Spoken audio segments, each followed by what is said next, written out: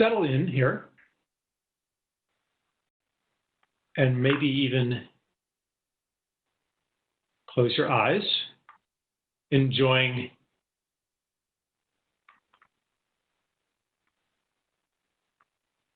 the feeling that everything is ready, everything's settled, if that's true for you. Touching in with what it's like to be you at this moment. Accepting everything.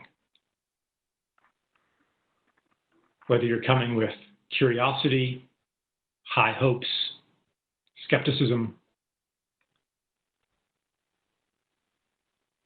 expectations, or even no expectations. Or maybe all of the above. Feel the presence of all those things.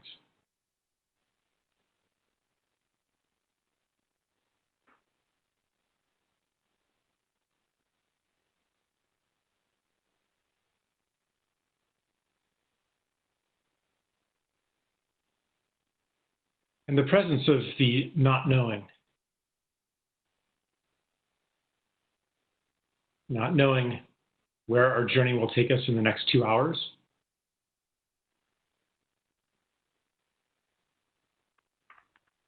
The next 6 weeks, the rest of our lives.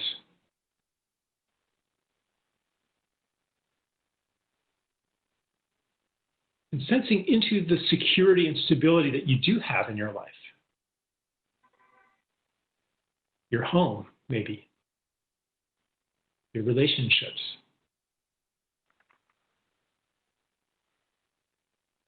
Your food, your water that you rely on. That seems so dependable. Feeling gratitude for these simple things. Even as you know that they could disappear overnight. That something in your life could happen to make all of those things almost irrelevant. Yet here you are.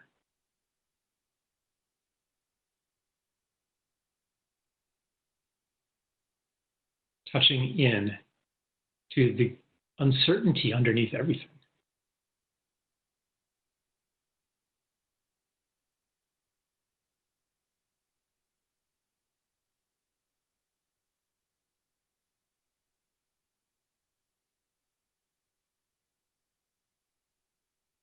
And yet there's an okayness there as well.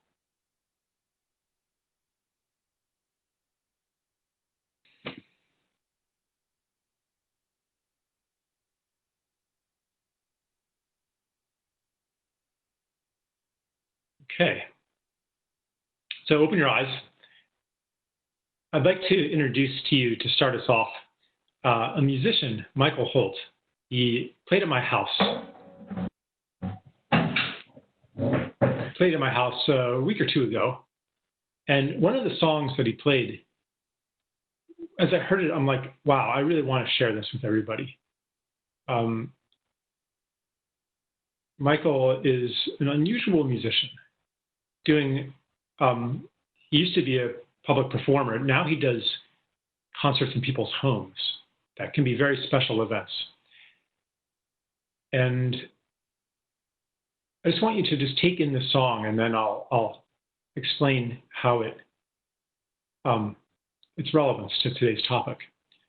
So yeah, let's switch over to Michael. And Michael, maybe if you want to just introduce the song like real quickly, a minute or so. Yeah. Yeah. Hi, Charles. Hi, everybody. Can you hear me, Charles? Yep, I think we can all hear you, actually. Okay, great. Yeah. So as you said, I like to play house concerts now after many years of doing other things. And I play in people's living rooms. I'm on a big tour playing in people's living rooms right now. And earlier on this tour, I played in Charles's living room, and I'm now off in Europe doing that. And on my previous tour, I played in someone's living room, and I had an experience which led to the song. That's all I really need to say, I think. Yeah. So here's the song.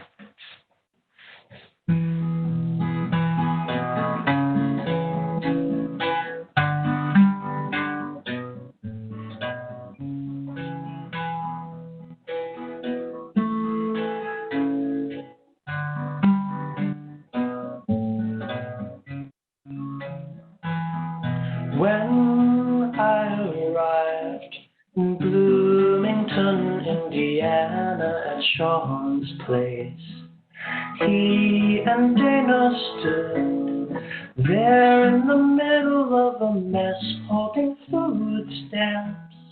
So I took them out to lunch at the restaurant across from the Kroger's mall.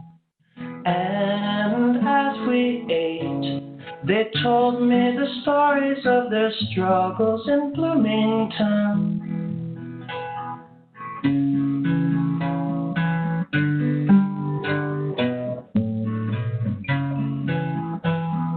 They first hooked up at meetings of the local autism spectrum group. After 9 hard months, they both agreed that they would be better off as friends. He had been enrolled in a training for music engineers till his job dried up. She did pottery until the owner of her studio had enough. He found her strange and feared what the students there would think. So like with her family, she had to say goodbye.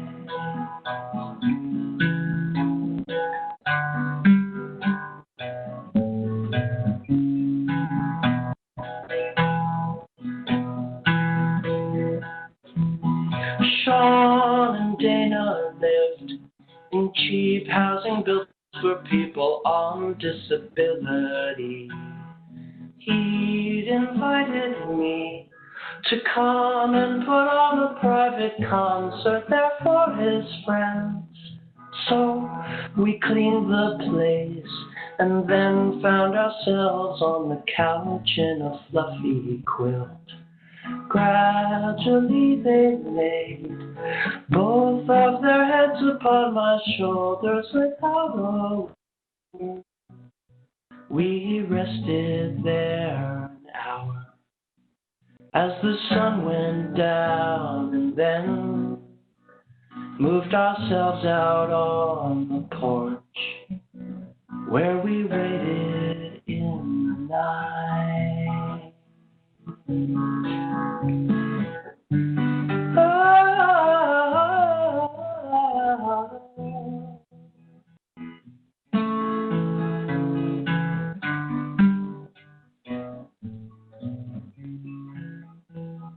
When it was clear that no one was coming to the concert at Sean's place, I became the bard, there to amuse the king and queen of Bloomington.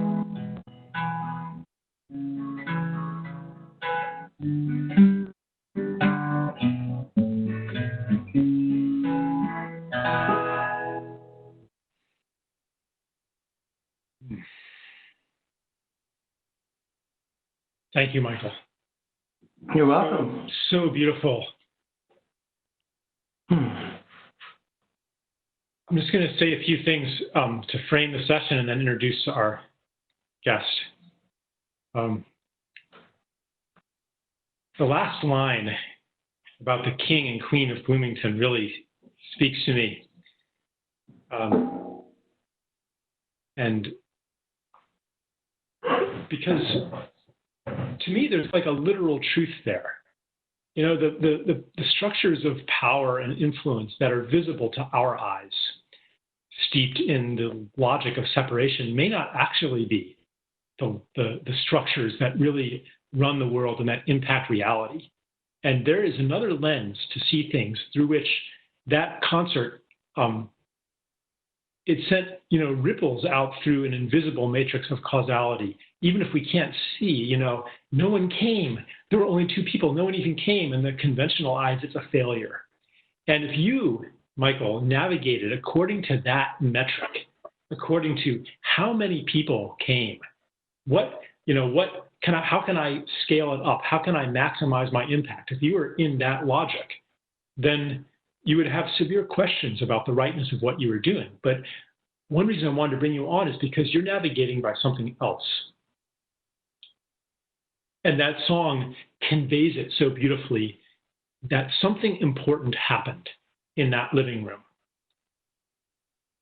And if we can, so what I want to maybe dig into in this session is how can we navigate by this other thing when our maps are falling apart, when our instruction set no longer works, when, as so many people shared in their stories on the forums, so many people shared these stories about how their operating system broke down, how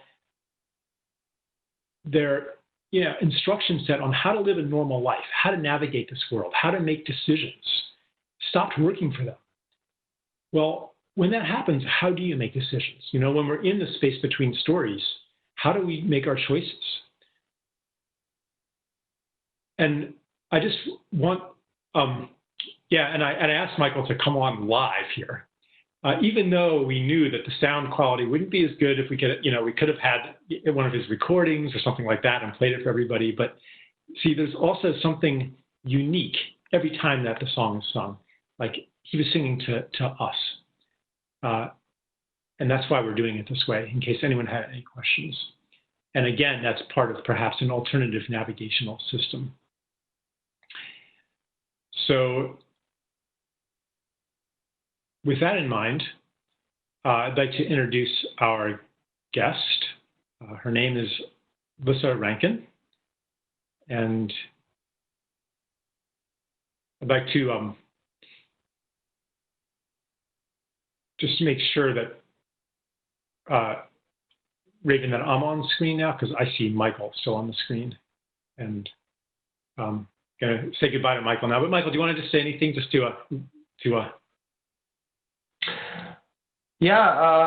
I guess I would just add that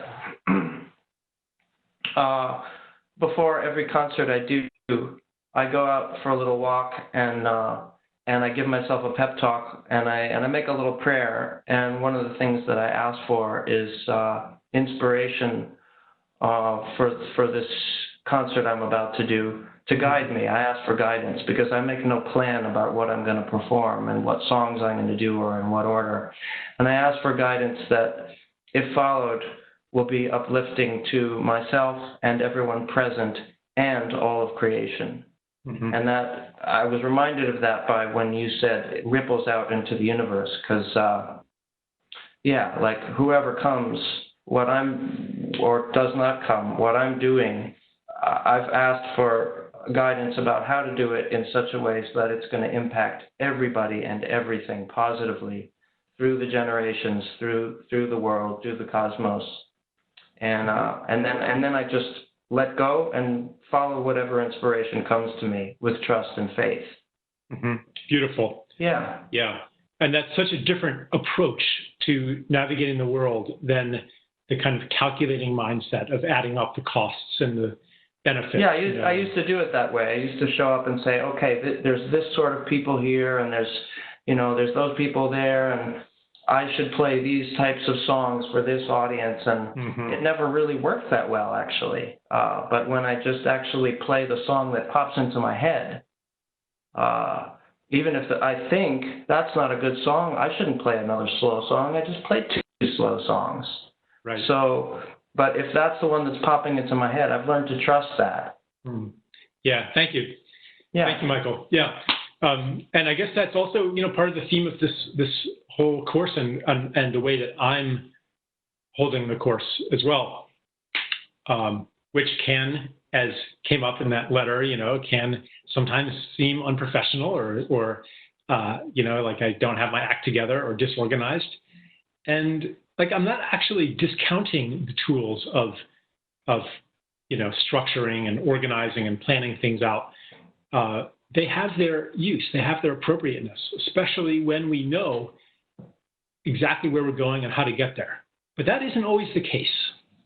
And our guest, Lissa Rankin, has gone through something like that, like many of us are going through, and derived like really deep insights from her experience and from the work that she's done with so many other wise people. She was an extremely successful surgeon, graduated from Duke University. You know what? I'm not going to do her bio. She's written some best-selling books.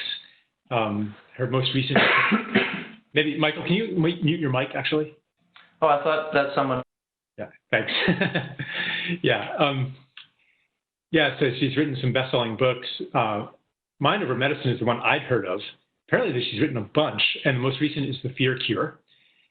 And so you can imagine, like, I don't know, from when you look at the standard bio, it looks like she's, vaulted from one success to another as kind of a celebrity. But there's more to the story than that.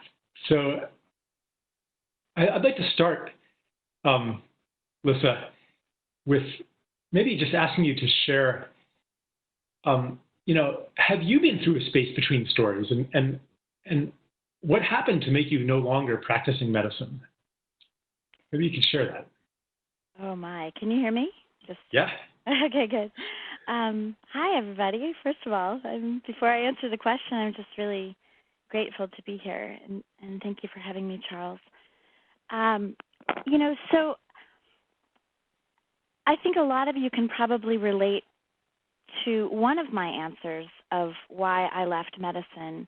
There are many, but at the core, because I've thought about this a lot, it was 2007 that I left my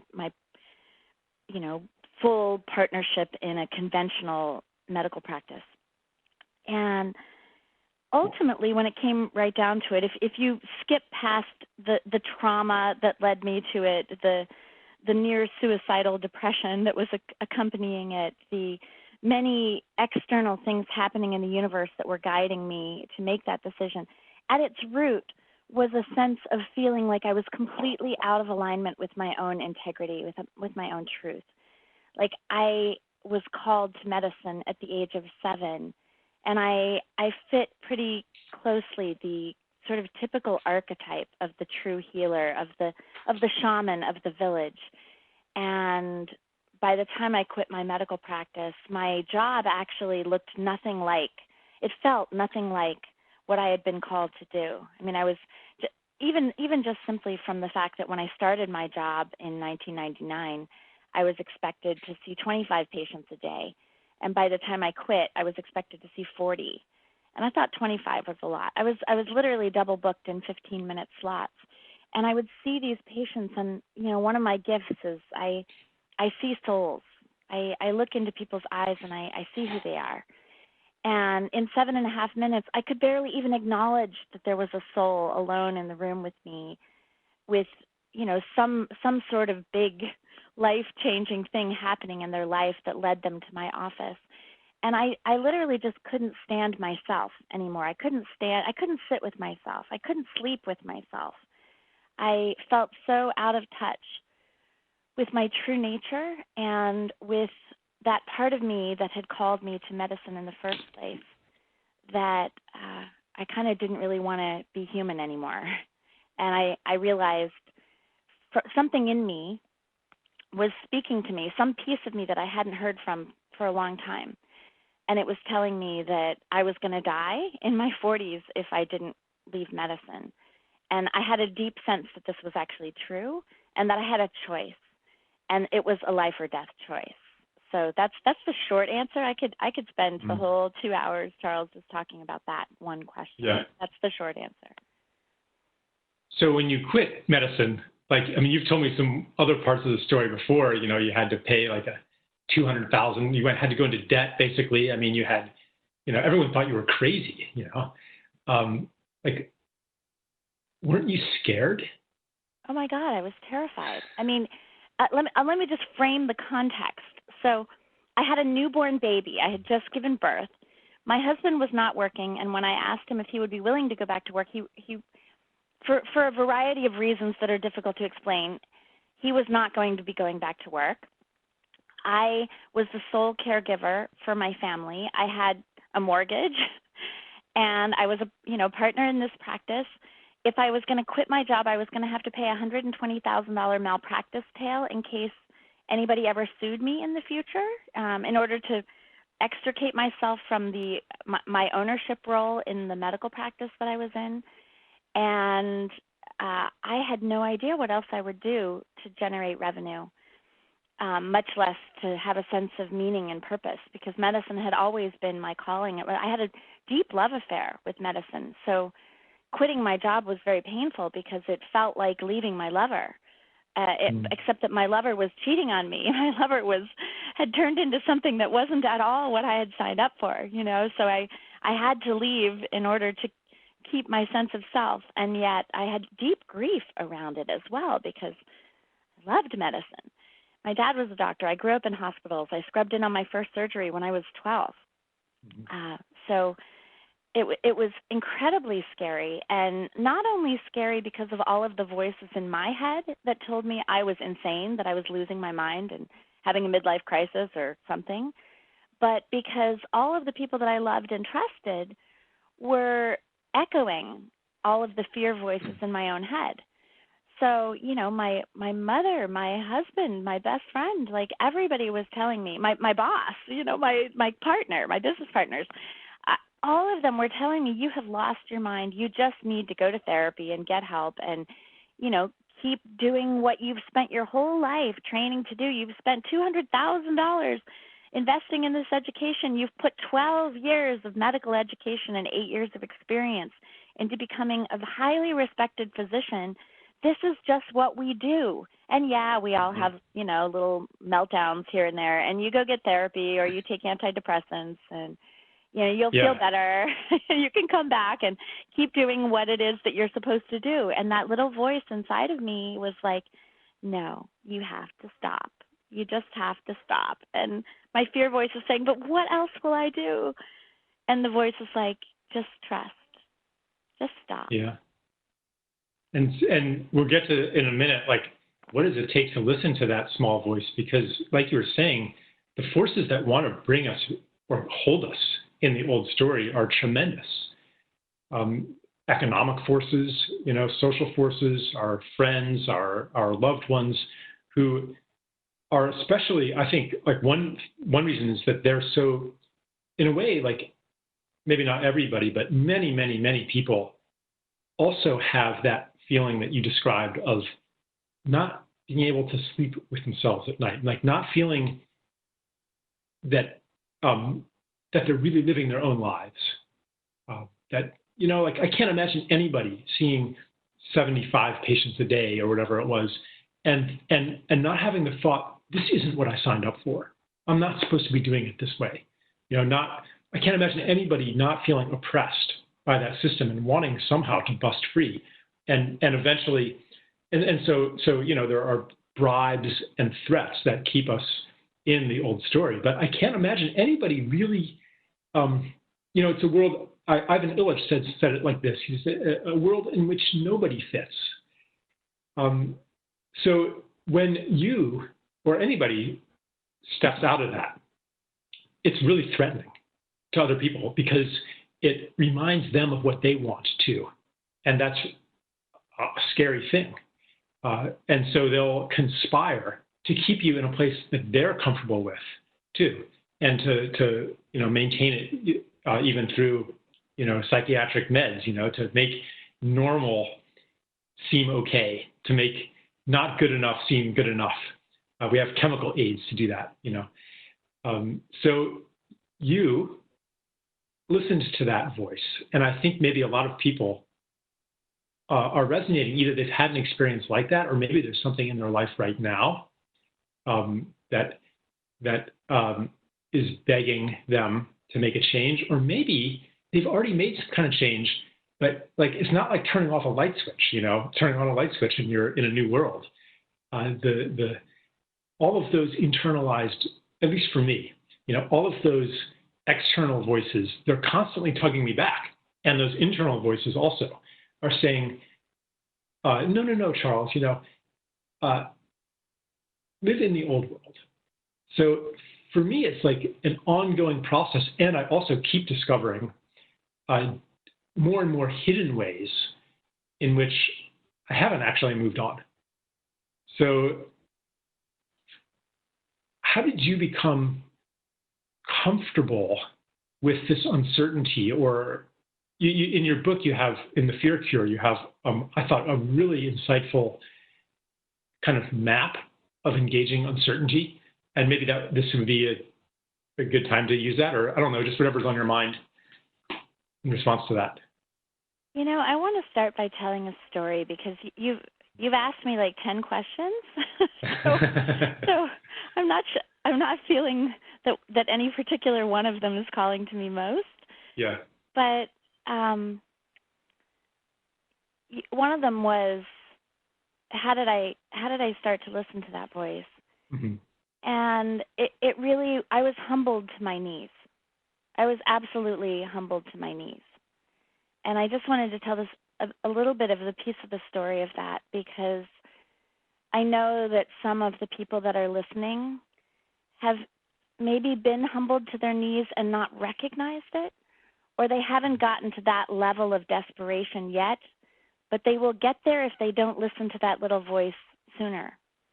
We can avoid that stage, I think. Most of us aren't strong enough. Most of us have to be broken open. I certainly did. I had to get humbled to my knees over and over again, because my ego, my small self, and it's so strong in medicine. I mean, we spend 12 years, strengthening the medicalized ego. And my sense of who I was and how the world worked was so solid, so artificially solid, that I had to get it just cracked. But I remember a specific moment where I had been up for 72 hours. I had been on call for 3 days straight, delivering babies and doing C-sections and operating in the middle of the night. And I was absolutely exhausted. And I even still, I had to go and see some patients at the office the next morning. This was Monday morning, after having been there since Friday morning. And I went to see this patient. I was in my scrubs, I probably look like a total mess because I really haven't slept, and I've got my bloodshot eyes or whatever. And so I have a few patients on my schedule that I have to see before I get to go to my well-deserved bed. And I see this patient. I don't actually remember this moment. I don't remember the moment that I'm about to tell you about, but it was told to me in a letter. And I got a letter about one of the patients that I saw that morning after that 72-hour call shift. And this woman said that she had been having difficulty in her sex life with her husband for a long time. And she had been a patient of mine, and she hadn't really told me about this problem, but her husband had threatened to leave if she didn't finally muster up the courage to ask her gynecologist for support around what was going on. And so she had finally made a promise to her husband, and she had sort of gotten up the nerve and taken a shower and sort of, primped herself up down there, gotten dressed up so that she would feel good about herself, and taken herself to the doctor's office. And, she'd known me for a long time. She trusted me. She felt like we had a good relationship. She could do this. And so she came in, and, the nurse gets her inside and makes her take her gown off. And she didn't want to, because she was in her pretty dress and feeling confident that way. And she didn't want to be sitting there in the little half pink gown with her butt showing. But she did. And so she's waiting there in the cold room, and I'm late, and she's waiting, and she's cold, and she's losing her nerve. And I finally burst in, She said I was wearing my scrubs, and they had blood on the bottoms of them. and my hair was in a ponytail, and she said my eyes were bloodshot and puffy, and I looked really tired. She said, I figured you probably had been working all night, and that was okay. She still had the nerve to tell me what she wanted to tell me. And she said she was just waiting for the one moment. It's hard for me to tell this story without getting teary.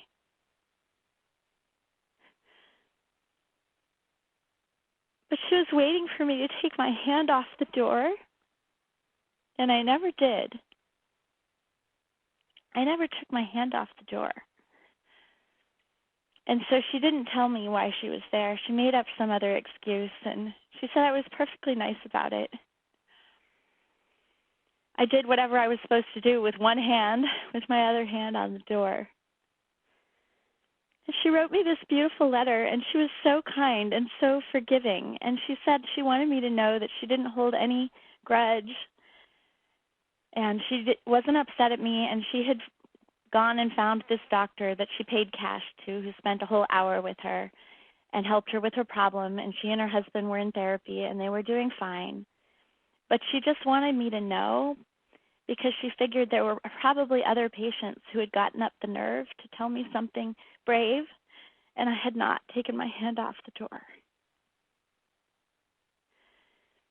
So I got that letter one day when I had also been up for about 72 hours, and I was really tired. And I read that letter, and I thought back to when I was 7 years old, when I had been called to medicine after finding a nest of baby squirrels in my parents' chimney. There was a chimney sweep there, and my mother had told me they would all die now because they had been separated from their mother, and I was having none of that. I asked my parents to take me to the veterinarian so I could learn how to take care of these baby squirrels. And I learned years later, in trying to reconcile my relationship with medicine, I learned that's part of that archetype of the true healer, that very early I had a strong sense of reverence for the life of other beings. And it was coming through when I was 7. I wound up raising 22 baby squirrels through the course of my life until I went to medical school and learned how to practice on people. And my picture was in the paper all the time. They called me the Squirrel Girl.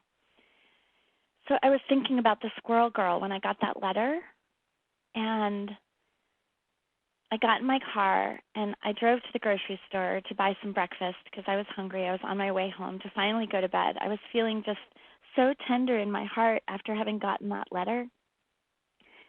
And I walked into the grocery store, and there's this poor teenage guy that cannot seem to scan my yogurt.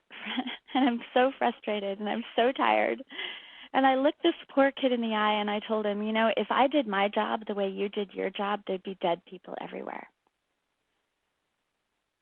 And then I heard myself. I popped out of myself. I was like this consciousness outside of myself, watching this human talk to another human that way. And I'm watching myself thinking, how did I end up here? How did I end up here? And I was 5 months pregnant with my baby at the time. And I could just feel this little being inside of me move. And I was thinking, what kind of human am I going to raise, being this sort of human? And I finally get my yogurt, and I get in the car, and I start driving home, and I just can't wait to get to bed. And I ran over a squirrel. Mm. And I didn't even stop. And that was the moment where I was like, I can't do this anymore. And that was the first time I started hearing that voice. And I just wanted to tell that story because I know I'm not the only one who has looked at themselves and thought, how did I end up here? How did this become okay? And I remember thinking, there's got to be something else. There's got to be another way that feels good, that doesn't feel like I'm selling out all the time. And it was, Charles, you talk about the invisible path. It was like I was in the old story, and I had no idea what the new story would look like. You at least often have these visions of what's to come. I had no vision. But I knew that there was some place else, someplace else where I would feel better. And I had no idea what that invisible path was going to be. What would get me from that moment where I had just gotten that letter and I had just sneered at that teenager and I had just run over that squirrel and I wanted to kill myself and I couldn't even kill myself because I was pregnant. I didn't want to kill my baby. And it was such a moment of desperation. And I know that many of you have felt those moments of desperation. And maybe you haven't even really allowed yourself to surrender into the pain of it. I just let myself go there, which is why I got all teary, because I remember that feeling so much. It was so painful, and it's so foreign from how I feel in my life now that, like, I wish there's a part of me that wants to go back and just give that part of me a hug, like, it's okay, sweetheart. It's all going to be okay. And I want to say that to any of you who are listening, too, like, it's all going to be okay. It's okay to take that risk. In fact, it's absolutely essential, because we're at a time in the evolution of consciousness, the shift in what's happening on our planet, that every single one of us needs to be brave enough to say, this is not who I am, and do whatever it takes to become who we must. Oh, thank you, Lisa. That's such a beautiful story. And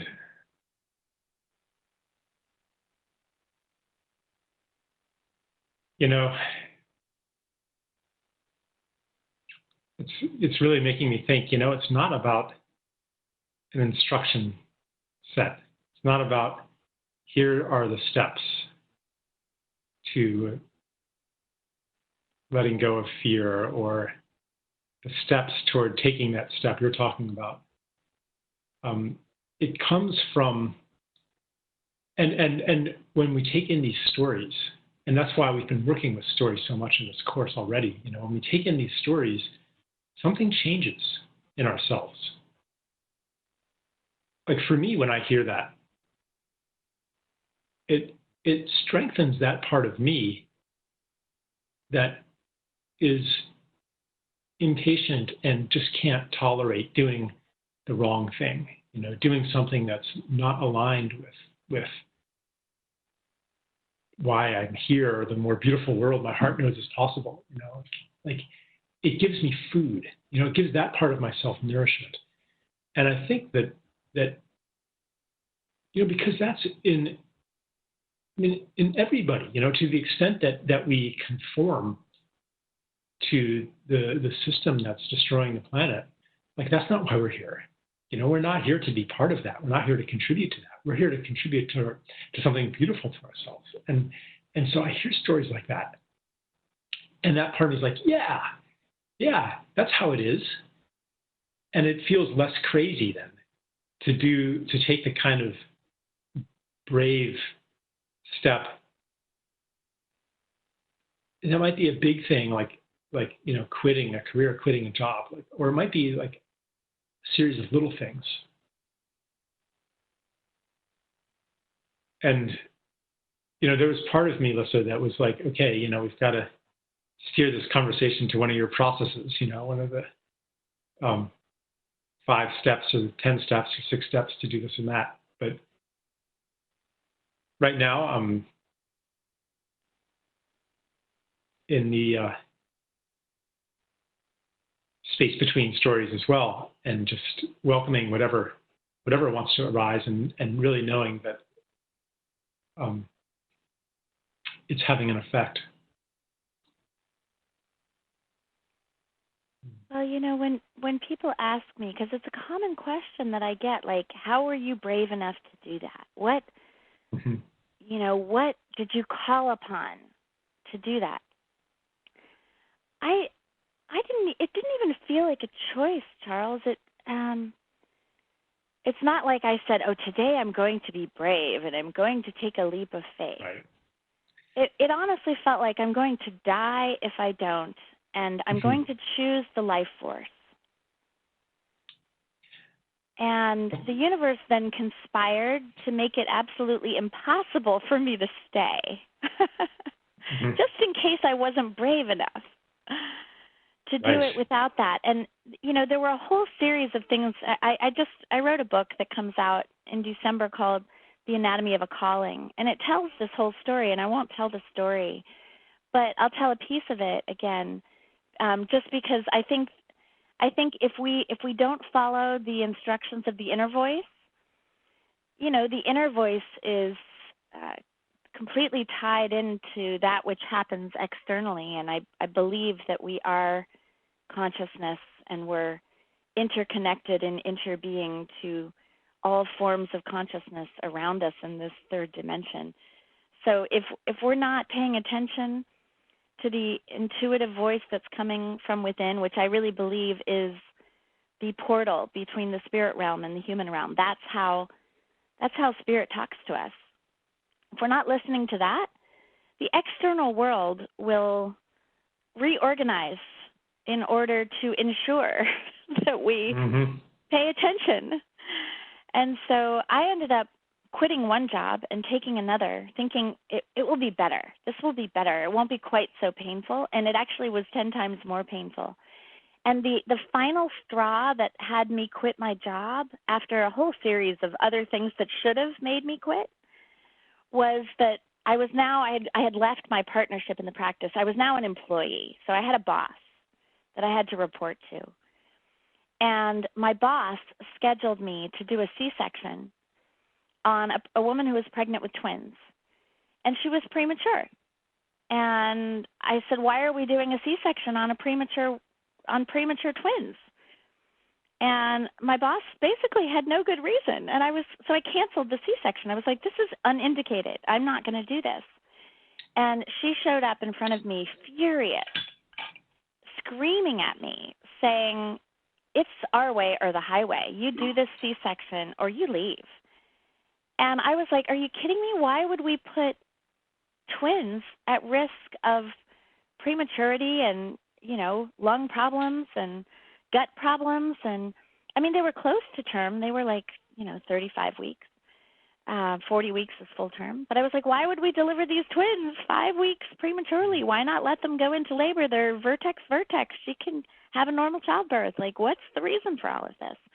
And I got the head of the neonatal ICU was on my side. He's taking my case. He's like, yeah, we don't, these babies are just going to go straight to the NICU. Why would we do this? And she wouldn't back down. And she's like, you get in that operating room and you do that fucking C-section. And I quit. Mm-hmm. And one of the other doctors that was also an employee in that practice, he came up to me crying when he heard what had happened. He said, I wish I was as brave as you. He said, she did the same thing to me last week, and the twins are really sick in the ICU. Mm-hmm. And there was no way I was going to put 2 helpless babies at risk of prematurity so that I could keep my salary. There was no way. Like, that wasn't a choice. He felt like I had made a brave choice. I felt like I had no choice.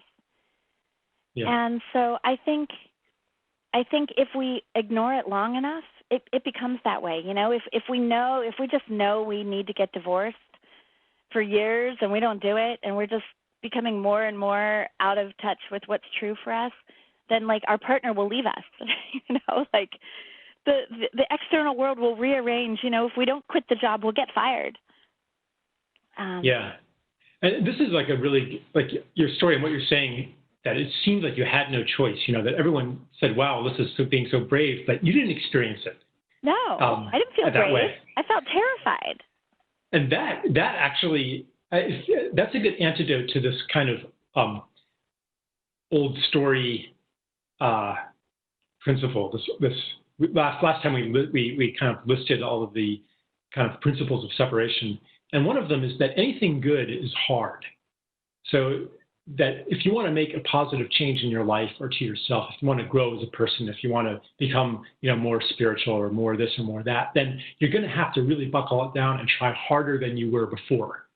And so someone looks at you and that's why they ask you that question. It's like, okay, well, how did you, screw up your courage to do this?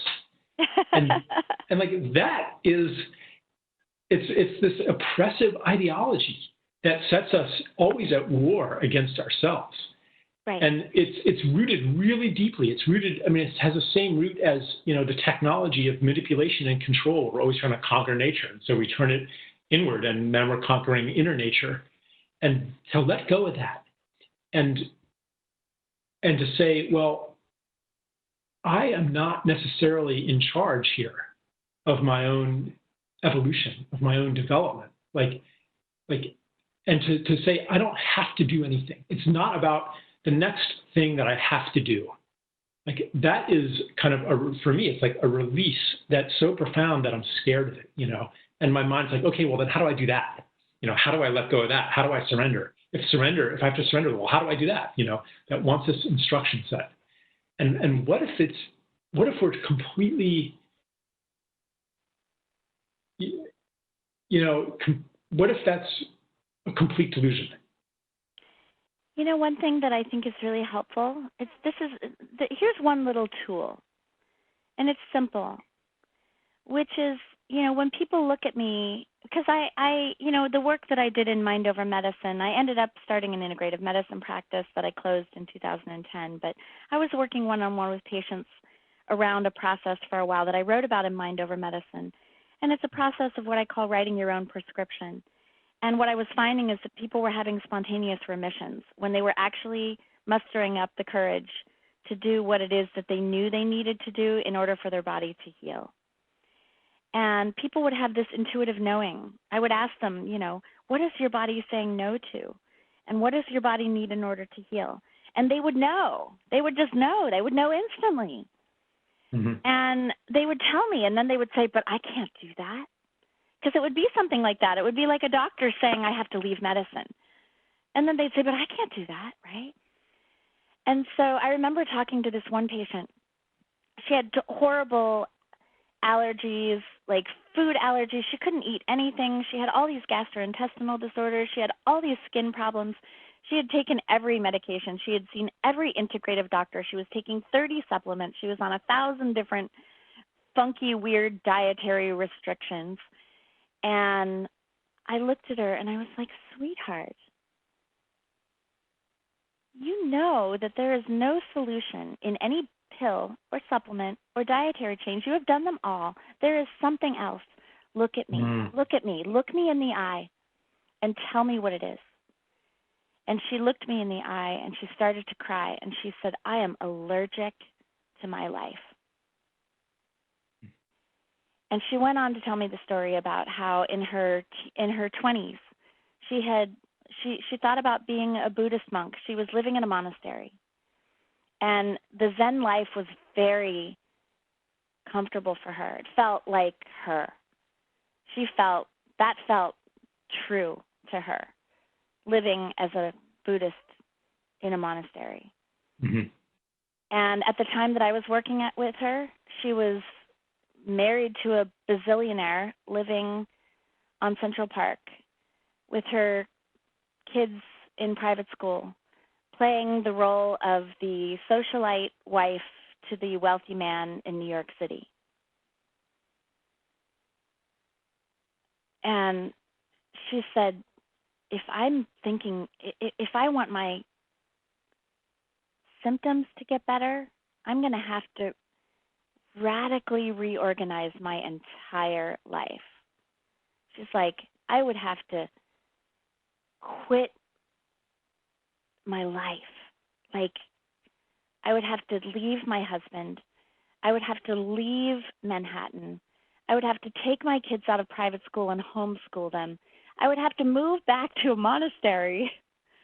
Mm-hmm. Like, this is impossible, right? This is impossible. And here's the tool. What I told her is all you have to do right now, this is it. All you have to do right now is make peace with what's true for you. That's it. You don't have to do anything. You don't have to change anything. You don't even have to tell anyone but me. All you have to do is make peace with what's true for you.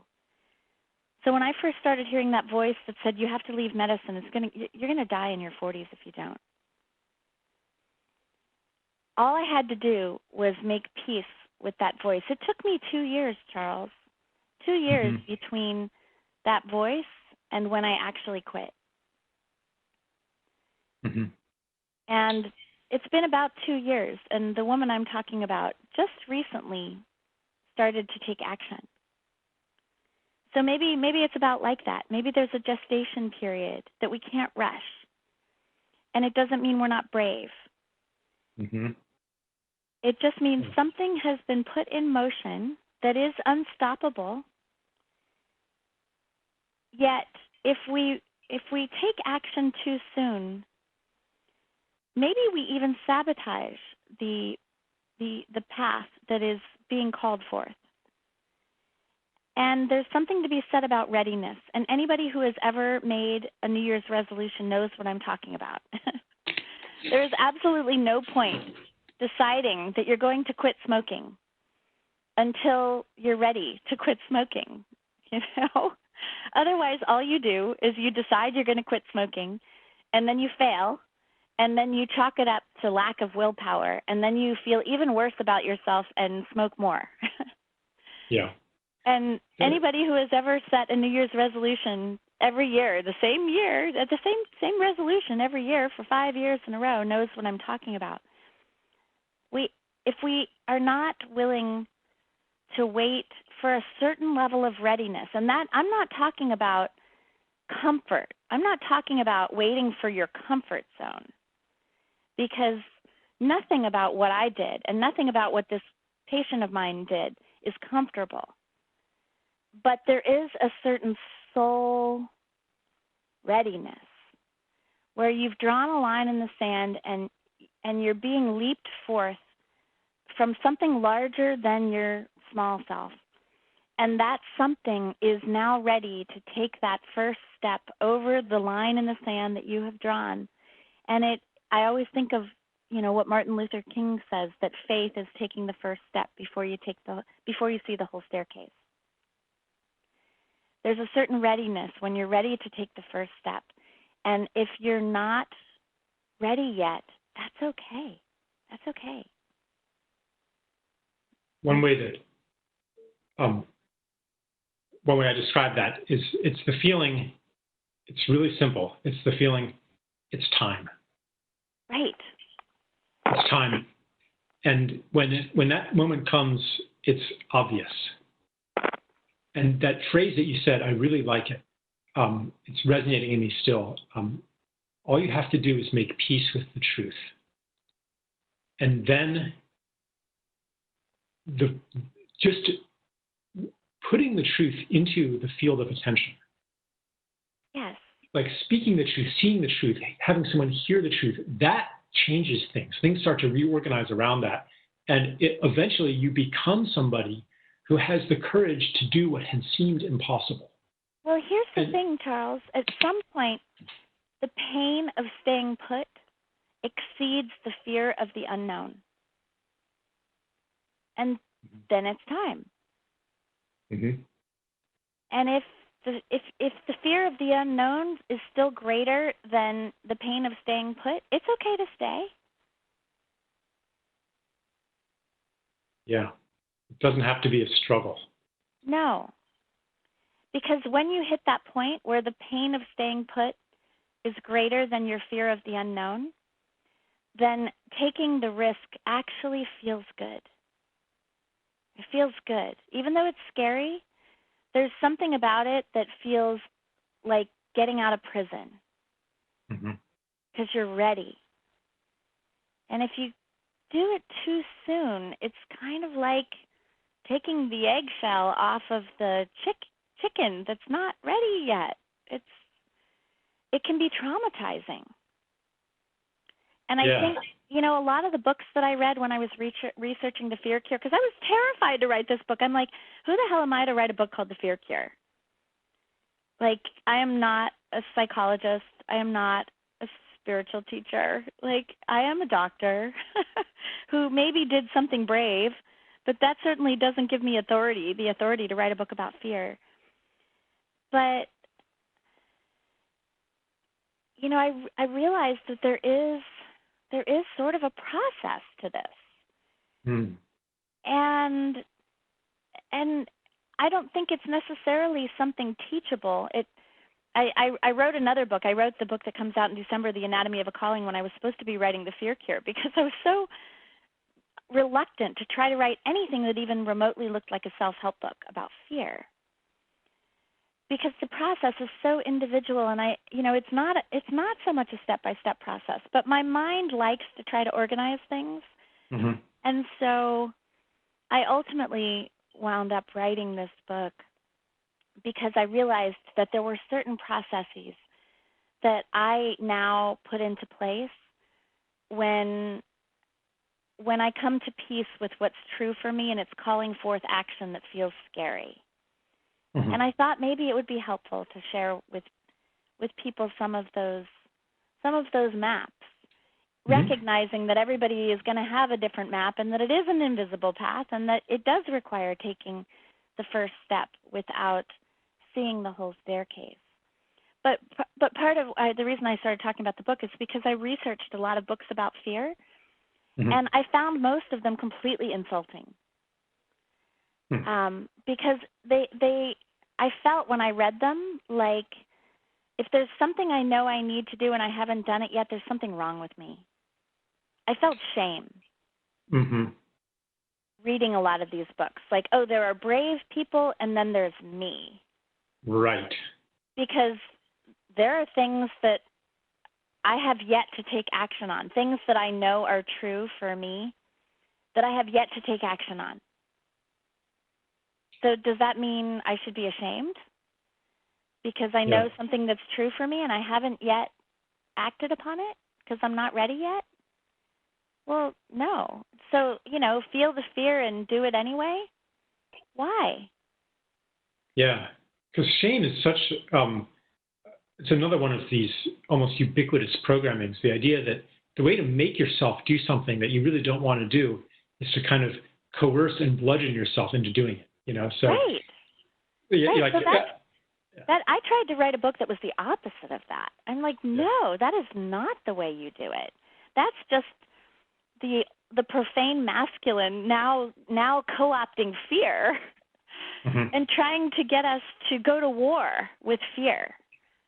Right. Because if you don't do it, then you don't measure up. Then you're not good. You're not worthy of your own self-respect. You don't get to like yourself unless you're doing this hard thing that you're afraid to do. So if you want your self-approval, if you want to love yourself, then you're going to have to do this. And that's kind of like this goad that we use on other people too, not just on ourselves. Right. It's toxic. Yeah. My God, Charles, it's toxic. And, I see other people do it to themselves. I see them do it to each other. And I have a whole different way of doing this now. I did not have it when I quit medicine. So I have a great deal of compassion for the people that don't operate in the face of fear the way I do now. Because, God, it was painful the way I was doing it then. But it was what it was. That's where I was in my journey. And it is, there are certain parts of that journey that are predictable. And this is why I wrote The Anatomy of a Calling, because it's all about the spiritual path. And there are certain phases of the spiritual path that if you talk to spiritual teachers, they're like, oh, yeah, the phases aren't necessarily in any particular order. Mm-hmm. But people go through a certain process, and part of that process is coming into right relationship with uncertainty. And that's sort of my little soundbite, when like the media people ask me, so what's the fear cure? And I tell them, well, there is no quick fix, magic bullet pill for enlightenment. Sorry, but if I have to give you a soundbite, my soundbite is that the fear cure is coming into right relationship with uncertainty and loss.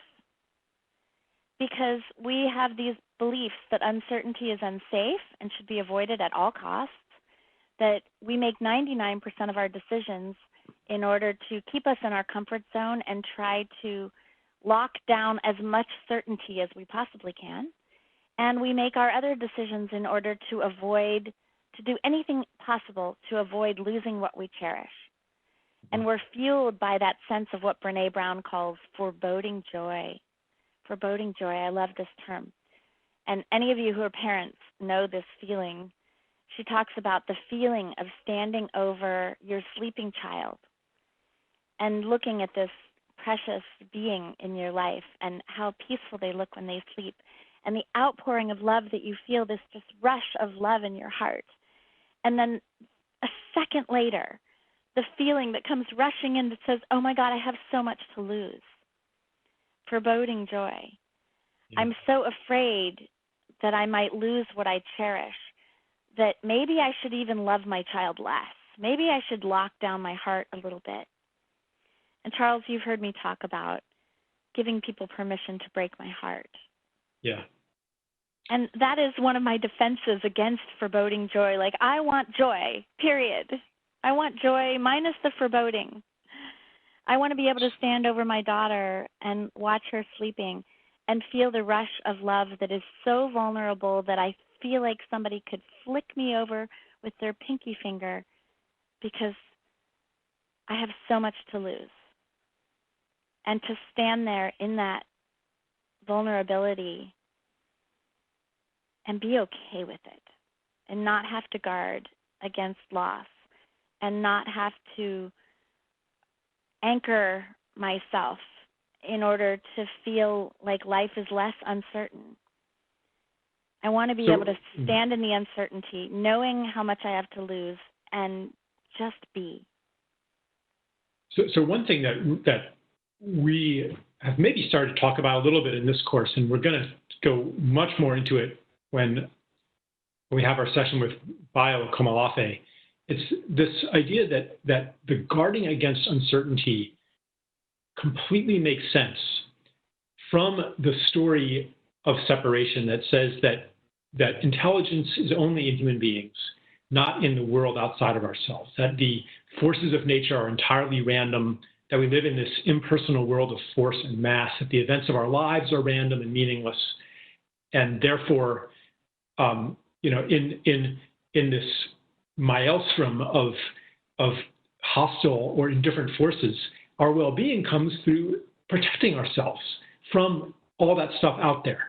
So uncertainty in a Newtonian universe, uncertainty is the enemy. You want to measure everything very carefully and then harness your own force in order to protect yourself from the random things that are happening.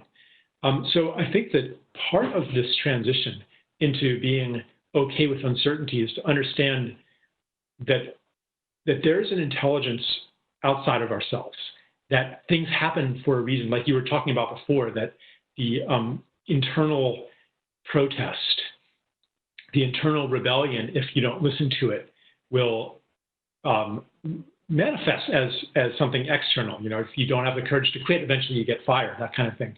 In other words, we're not separate from the universe and its workings and the experiences and events that impact us. And I think that because we have grown up in an ideology that says, sorry, the world is just like this, get used to it. Because we've grown up in that ideology, to live in any other way, to be okay with uncertainty, that's crazy. That's insane. That's unscientific. That's irrational. And one thing that I would say that I think is an important part of the new story is that actually it's not irrational. It's not illogical. It's only drawing from a set of assumptions about the nature of reality that we are actually outgrowing now, And I know, Alyssa, that you have,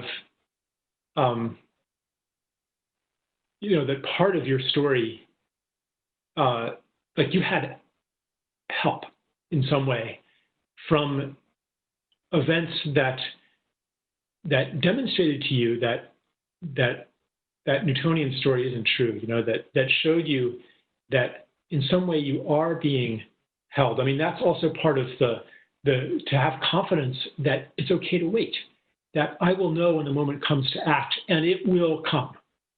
I don't have to make sure that it comes. It will come. If I am present to the truth, then it will change me and I will act. To have that confidence also draws on a different story of the world, as we call it. So I'm wondering, so you had, maybe some, you had the push away from where you were, running over a squirrel, like getting that letter. But you also have a pull, like something that maybe I'm writing something into your story now, but maybe in some of the darkest moments or when you most needed it, something said, and there is something at the top of the staircase. Even if you don't know what the next step is going to be, there is something there. You'll be okay. You're being taken care of. Everything happens for a reason. And we've had these stories we've been sharing on our forums, where people are describing, like some somewhat similar to your story, what pushed them out, but also sometimes stories that pull them out towards something. And I wonder, we maybe have a few more minutes of you before I want to move on to some other things. But do you have like a little nugget of that for us? Sure. Yeah. One of the other common questions I get asked is, how did you have the courage to stick with it? Because by the time, so I quit my job in 2007. By 2011, I was $200,000 in debt, with absolutely no evidence that anything was going to go well. Like, it really, really, really looked like I had failed. I had written a book that 30 publishers had rejected. I had started a blog that lots of people were reading, but nobody, it wasn't a business. I wasn't generating any revenue. I got a book deal, and then I ended up turning it down and lost my agent, lost my publisher. I mean, nothing was going well, and it really looked like I was failing.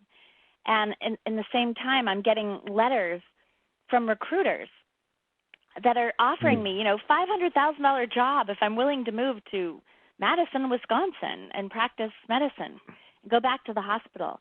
So honestly, like the courageous part, if I was courageous at all, it wasn't in quitting my job. It was in not going back.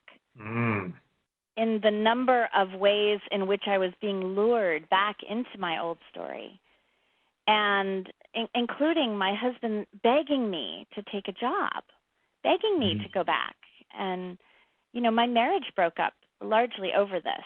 So I was losing my career, my marriage, my money, all of my security, my stability, my sense of certainty, my sense of purpose.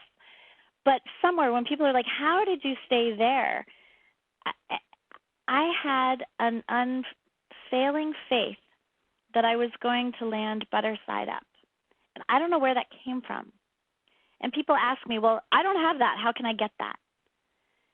And I don't know, because I don't know where it came from. It feels like a miracle. Mm-hmm. But there was something inside of me that absolutely knew. My mantra for years was, you're on the right path even though you don't know where you're going. Trust, trust, trust. And for a long time, I didn't really have any evidence that that was true. And then miracles started happening. I mean, real miracles. Real miracles. And that's what like I said, I wrote Anatomy of a Calling is filled with my miracle stories, because things that made absolutely no sense to my rational, materialist, scientific doctor brain started happening in ways that were so purposeful, so filled with synchronicity. And again, I could just tell stories this whole time, because they're incredible stories. And it started giving me evidence. I started collecting evidence that it was safe to trust something different than what I had trusted my whole life, which was my logic, my mind. And like you, Charles, you and I have had many intellectual conversations. We both have strong minds. We're smart people who went to good schools. We're taught for so long that we can trust the mind to conjure up and manage and handle and create whatever it is we want to create in the world. And I had been very successful at doing that. But I started to trust something. In fact, I started to not trust my mind. I started to distrust my mind. I actually started thinking my mind is the troublemaker. My mind is the part that's getting in the way of this other thing that is guiding me towards something really beautiful. And it's still guiding me there, and I still don't entirely know where it is. I've been working with a spiritual counselor. I do these 4-hour sessions every 2 weeks, and I was just doing one 2 days ago and telling him, like, I don't know what I'm supposed to do this year, And it looks like, to the people that manage my career, it looks like I know what I'm doing, but there's this whole other path that I'm being called towards right now that looks very different than what my business is supposed to be right now. And to continue to trust the guidance with every little decision. And I know that's part of what we're going to try to talk with people about. Like, how do we make decisions in the face of walking one stair at a time, being guided by something other than the logical mind and operating outside of the rules of the old story where we have no map? Like, how do we stay smack dab in the center of our purpose? How do we do that? And I think that's what my life has been teaching me that. Life has been my teacher. So I don't know if I answered your question. Like I said, I have so many stories, but I know people have their own. Yeah. I was, thinking maybe you'd offer us one of those little stories, but, if it's not the moment to do that, that's fine. I'll tell you one if you want. I'll tell you one. Yeah, tell us like I said, one. there are so many, but here's one. Yeah. So on my wedding day, I was not in the spiritual world at all. I had left the church when I was 20. I grew up in a family of 3 Methodist ministers. I didn't really consider myself spiritual, although if you had asked me if I believed in God, I would say yes. And so it was my wedding day, and I was at a resort, and I'm looking at the activities, and it's like, yoga, meditation, Pilates class, shamanic journey. It's on the list of resort activities. I have no idea what a shamanic journey is, but I think, well, that sounds fun. That'll make a good story. What did you do on your wedding day? You went on a shamanic journey. So I go, and it's like this, guided meditation with this shaman that looks like Kiefer Sutherland. He was like this blonde California guy, and I'm thinking, wait, shouldn't he be like this Incan, dressed in robes, and, he's wearing this like leather vest, and he's got feathers hanging from him. So anyway, he lies us down on yoga mats, and he leads us in this like hour-and-a-half long guided meditation while he's chanting and playing the drums and blowing perfume to the 4 winds and leading us into the center of our hearts in this guided meditation. And at the end of the meditation, he asks us to envision a gift that's coming from our hearts that is a compass for our future. And I see in my vision, I see a stethoscope with a pink paintbrush on it. I'm also an artist. I was a very busy professional artist at one point. So I had this stethoscope with a pink paintbrush painted on the diaphragm of the stethoscope. And I had no idea what this meant. And so we end the shamanic journey. My husband looks at my soon-to-be husband looks at me, and he says, "Nice nap." And he slept through the whole thing. And I was in tears, and I had this profound, transcendent experience. And I should have known right then that there was a disconnect between the guy I was about to marry and me. But I remembered that moment. It activated something. It was an activation of sorts, and that was in 2005. So it was like 3 years later, after I had quit my job, and after I had written a book that never got published. And my agent told me, she said, "Look, Lissa, if you want to be a writer, you're going to have to start a blog." And I had no idea what a blog was. I barely had email. I was totally not internet savvy. I was a doctor and an artist and a Luddite, and I had absolutely no idea what a blog was. So I started thinking, well, what would I blog about? How would I do this? Because I did feel like I was supposed to be a writer. I had a strong intuition that I would be writing books. And I got invited to go to lunch with 2 of my friends from San Francisco. I was living in Monterey at the time. And they both worked in Silicon Valley in the tech industry and working for internet companies. And I thought, well, this is perfect. I'll meet with these 2. They know something about the internet. And I had this whole download about what my blog was going to be about. It was going to be about health, but it was going to be about health in all its facets. It was going to be about relationships and life purpose and creativity and sexuality and finances and conscious business and spirituality and the physical body and mental health and all these aspects of what I thought it meant to be truly healthy. So I'm telling my 2 friends over lunch this story, and I'm getting very animated. My hands are waving around, and I'm getting all excited because I told them I'm just going to write a blog about being unapologetically Lissa. I'm just going to be all me all the time and let the chips fall where they may, and I'm going to stop wearing masks, And I'm going to bring together my talent as an artist and my experience as a mother and my, training as a doctor. And I'm just going to bring all of it into this integrated place. And I started telling them about the shamanic journey. And I said, it's like, now I understand this vision from 3 years ago. It's like the stethoscope with the pink paintbrush on it. I'm going to bring creativity and my writing and my medical training and my work with patients. And I'm, instead of patients, I'll have blog readers, and these are going to be the people that I'll be serving. And I was so excited.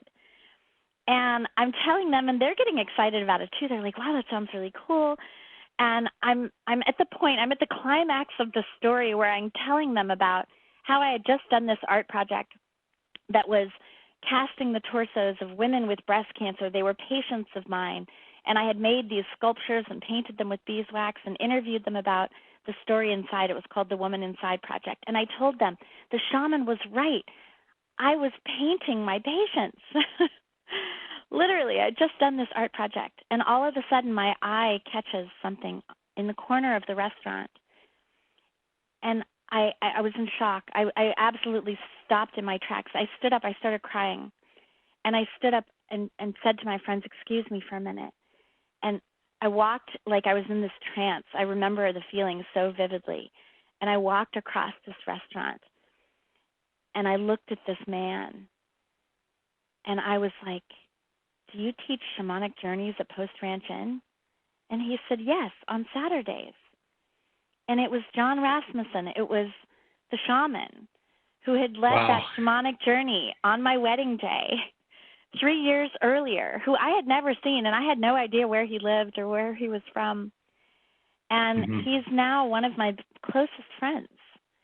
And he teaches doctors in the training program that I run, called the Whole Health Medicine Institute.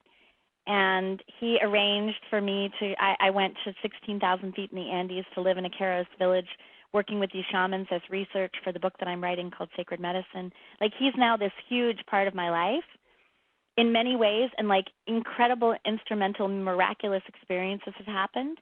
And it's been because of John. And that was one of those. I then went back and I started blogging, and it became like the first of the action steps that brought me to where I am in my career now. But it felt like such a miracle. Like, there was no way that could have happened by accident. And I really started trusting I'm just going to be shown what I'm supposed to do. And it requires just letting go of everything I think I have to do, and making even the idea of I'm supposed to start a blog. Like, I don't need to figure out what that is. Like, I will be shown if I'm willing to surrender that to the divine and allow something larger than me to guide my life, such that I become an instrument of spiritual service rather than a force of my own will and ego. Thank you, Lissa. Become an instrument of spiritual service rather than a force in your own ego. That sounds sort of like a formula, at least a recipe for us. Kind of how I do it now. You've heard me. You've seen me do this, Charles, because we've talked about this many times. That, when I have an idea, if I have a thought, something about my career maybe, I have an idea, I'd like to do this, maybe I'm going to teach teleclass. Maybe I'm going to start this training program for doctors. Or I have a problem that I think I have to solve, like, I'm having tech problems with my teleclass. Whether it's a thought of something I think I want to do, a desire, or a problem that I think I have to solve. And I have a practice that I learned from Tosha Silver, who wrote a great book called Outrageous Openness. And it is a practice that I practice at least 10 times a day. And the real practice is to remember to do it.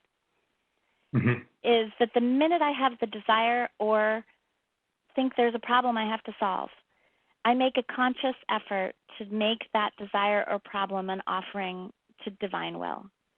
That this thing that I trust, this purposeful universe, I'll go as far as to say it's a friendly universe, that everything that happens is happening for a reason, and it's happening under the direction, in some way, under the direction of our soul.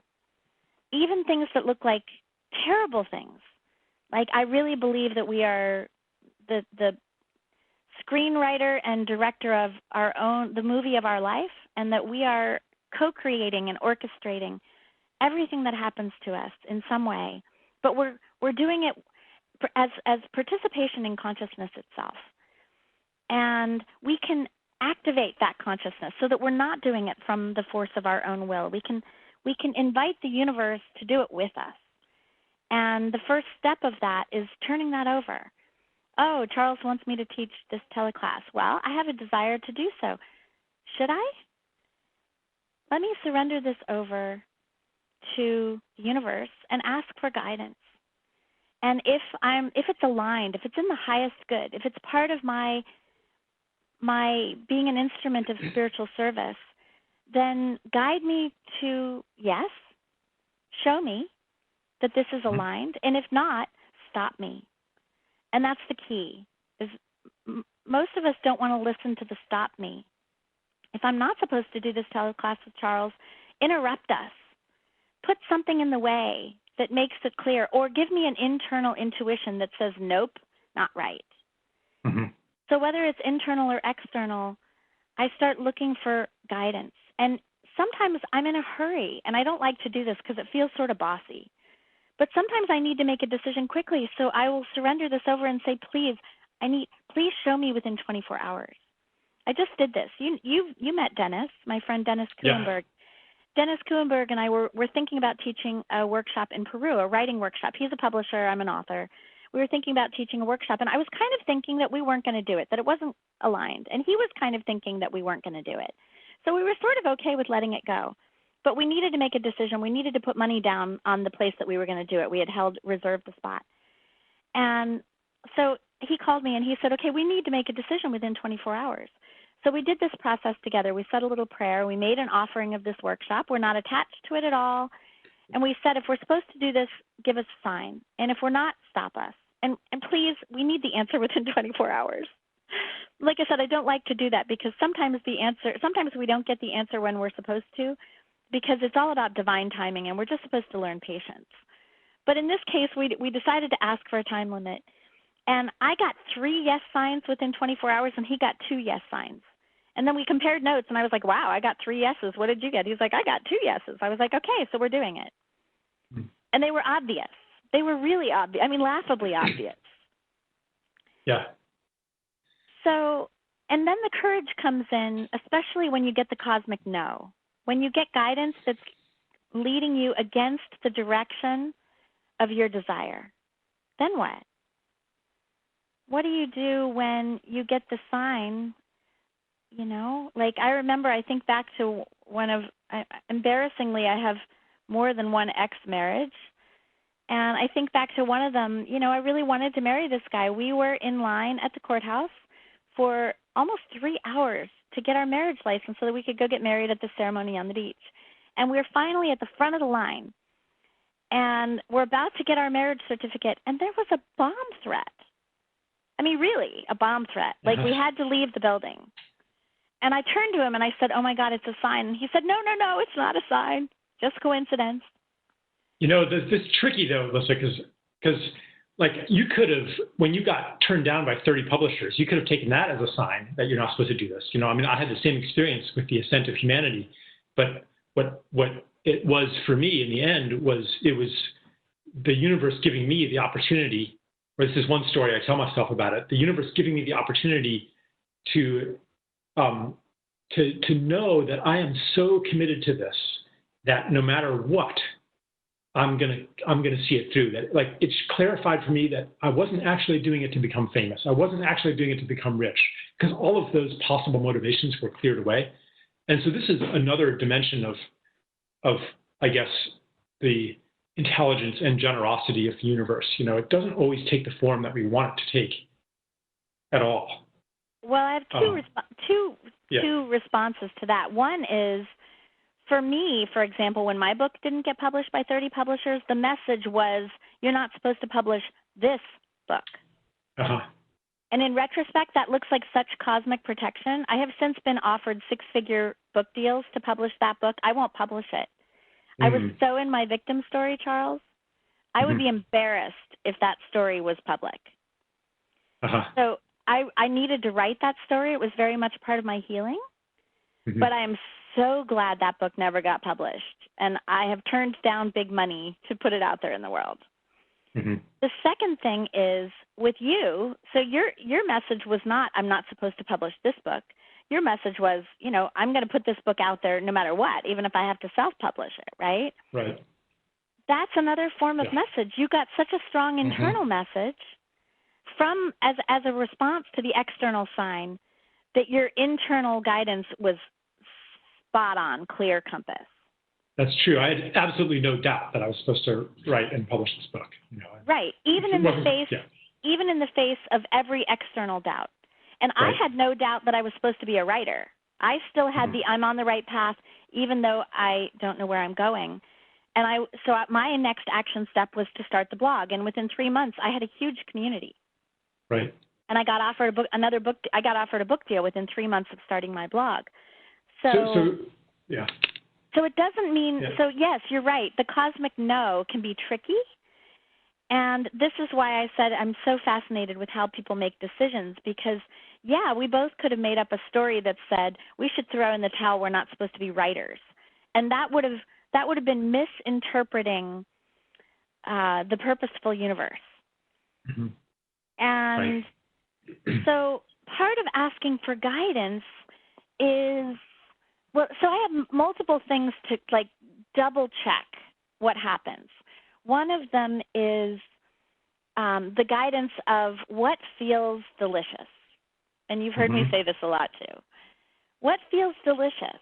Because the minute something starts to feel like drudgery, like, you know, because I thought about self-publishing, the book and that felt like drudgery. The minute I started thinking of what it would take to take the manuscript that I had and actually get it into the hands of humans, it felt like diving into a pit of poo. Like, that did not feel like something delicious for me. So that was part of my internal guidance of like, no, I'm not supposed to self-publish that book. That felt like drudgery. Whereas the blog, you know, I got so excited. I was there telling my friends, you know, and then the shaman shows up. Like, once I sort of figured out what I was going to do, I was like, that felt delicious. That felt super fun. My first blog post went viral. And I think part of that was the energy of how excited I was to do this. Once I got myself around the idea of it, where my initial reaction was like, what? I have to be a doctor and an artist and a blogger? Really?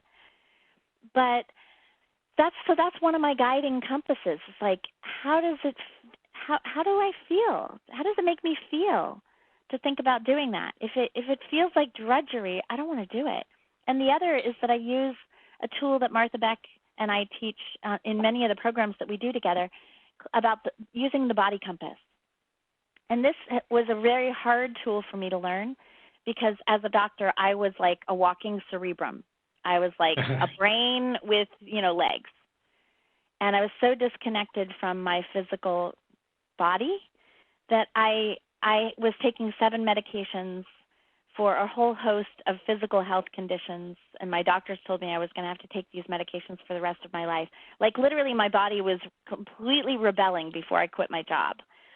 And I was completely out of touch. I mean, I had learned to disconnect from my body so that I could operate when I was exhausted, so that I could retract in surgery in these completely not ergonomic positions, so that I could be holding these positions and not feeling how much my shoulder was hurting.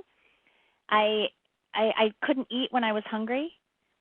I couldn't sleep when I was tired. So I learned to disconnect.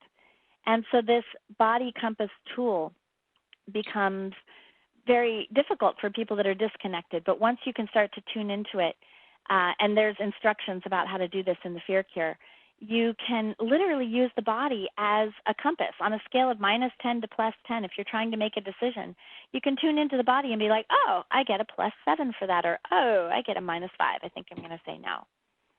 Yeah. Well, thank you, Lisa. I think that's a good place for us to end this segment of our course. I think there's a lot for people to digest in all the things you said. And we have, I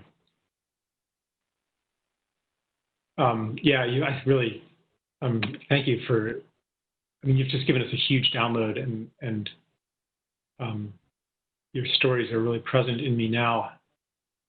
We have another hour, maybe slightly less of the class. I want to give everybody like a 2-minute break, maybe 3 minutes. That was requested from last time. And in the second half, we have a lot. We have some other stories from other people that came up on the home groups of people's going into the space between stories, some of these experiences. They have many different kinds, and we're just going to maybe share 2 today. And then there's a guided meditation where I'm just going to kind of take one of the things that you talked about,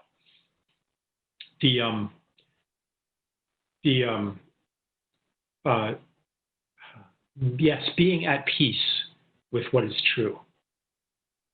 And we're going to do a little guided meditation kind of thing around that, a little process about that.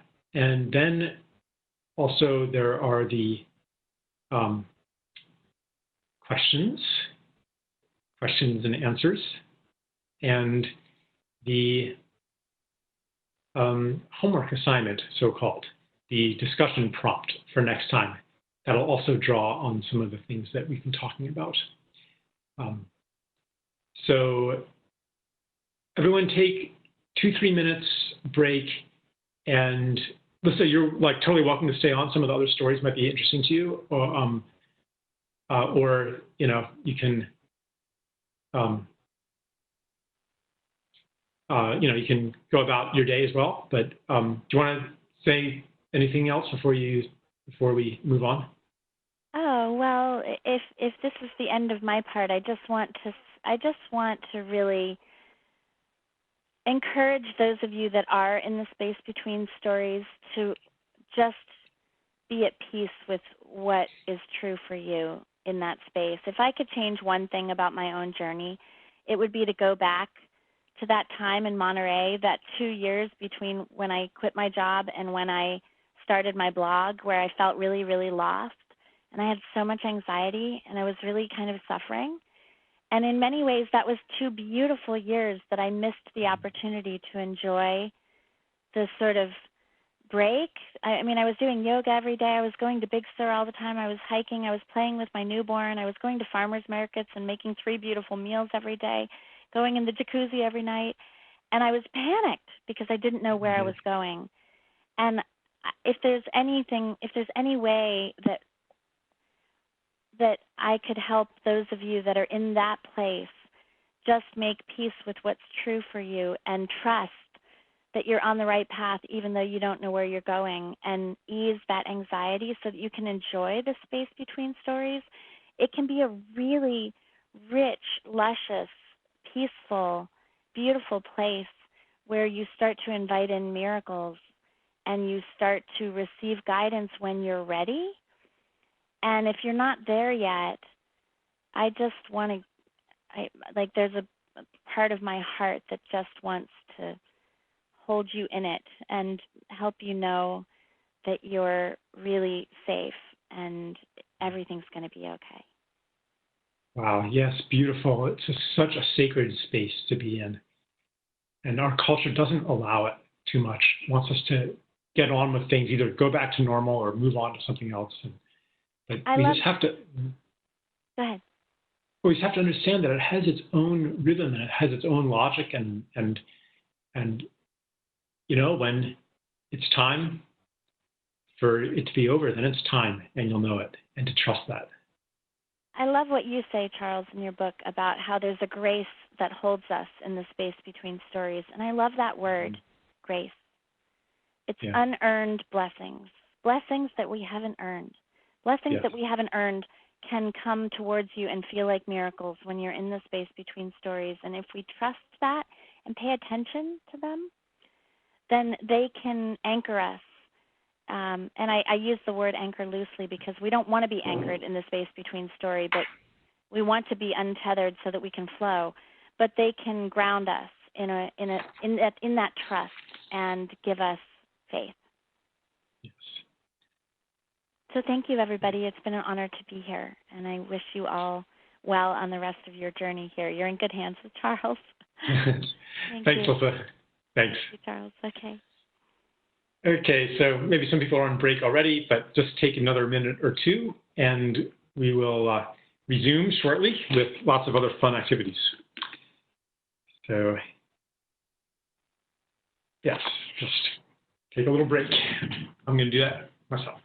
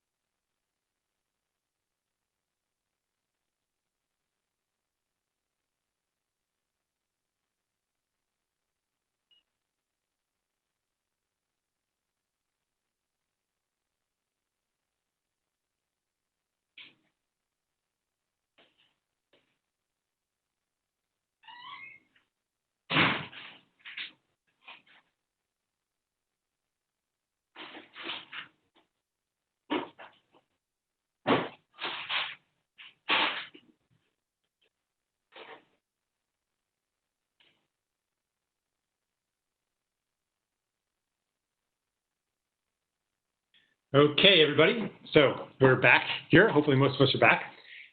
So there's a ton of questions that came in. A lot of them are really juicy, just like last time, and would require, I mean, some of them, any one of those, like some of those questions by themselves could be a whole class session. But I'm going to just go into a few of them here and maybe take 15 minutes to speak from those questions. So, and I'm not going to get to all of them. We had like a lot of them.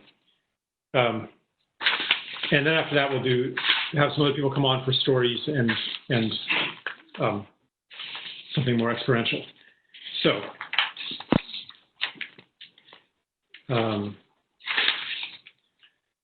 yes.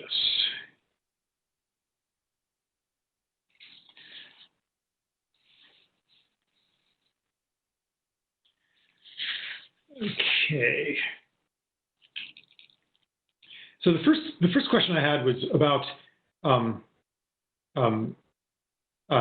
Tim Waldron wrote, first thing to do in the news story is to stop participating in abuse. They talked about abuse of ourselves, abuse of others, abuse of the world, and so on. And give the example of using gasoline and there's an addiction to using gasoline and to get unaddicted. And the one thing that I thought of when he said isn't it true that releasing our addiction to gasoline is our first step, or maybe as a representative example? And I think like there's just like it could be if it feels like a gift to yourself, if it feels like a willing gift, if it feels like that. If it feels like we were saying with Lissa, it's time, then yeah. If it feels like this hard thing that you're supposed to do in order to be in a new story, in order to be worthy, in order to be ethical, et cetera, that's actually part of the old story, I would say. So the next question. I'm going to add this to here. Okay. How do I relate to the work of Joanna Macy, Pachamama, Awaken the Dreamer, Otto Scharmer, and all that kind of thing? Yeah, like from the very limited interaction I've had with Joanna Macy, I felt like in a way, like I'm one of the people kind of standing on her shoulders, or standing in the field that she did so much to create. But I'm not intimately familiar with. I don't think I've read any of her books or anything, but I've met her once or twice, I think, and she's part of the field, Pachamama as well. I haven't done any of their trainings or anything, but I think some of my videos are on their trainings. And again, like part of the field. They're all part of the field. The next question.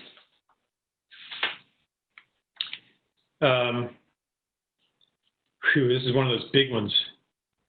How might I have resilience in a shattered world?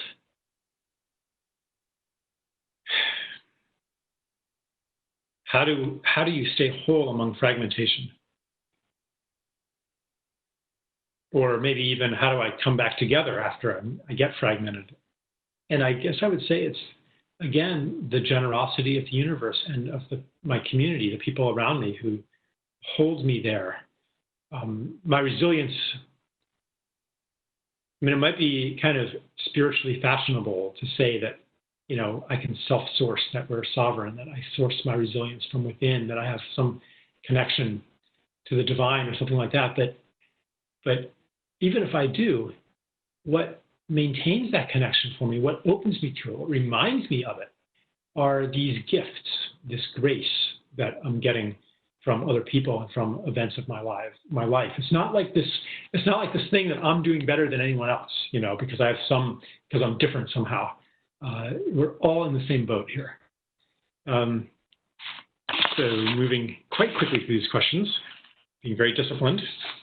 I'm going to skip. Any recommendations for helping loved ones transition out of the old story? My husband is still very much in the old story, So a couple of things here. One is to do kind of a Byron Katie turnaround with that, like you could, as a practice, write down, how my husband is in the old story. He doesn't get this, he doesn't get that, he thinks this way, his values are this, and then turn it around and replace he with me. And then ask the question, how am I in the old story? Because if we're not really separate, then everybody around us is mirroring something in ourselves in some way. Like, why have you brought this experience into your life? But actually, the answer that speaks to me even more to that one is we get people out of the old story, our loved ones. And who are our loved ones? Really, it should be the whole planet, right? Every human being, every being on this planet. And I think, so this actually can be translated into a political question. In fact, it will be when we get Jody Evans on in a future class. And the answer that I've been playing with a lot is, I think we mentioned this last time too, to disrupt the story, to give them an experience that doesn't fit into the old story, a data point that doesn't fit. And many of us on our home forums have shared experiences that happened in our lives that didn't fit. In fact, in a few minutes, we're going to have one of these forgiveness stories that for the people there, it just, more than any kind of intellectual argument or teaching, that experience rewrites reality. It says, reality wasn't what I thought it was. So that's what this, story sharing has been all about, really. Okay.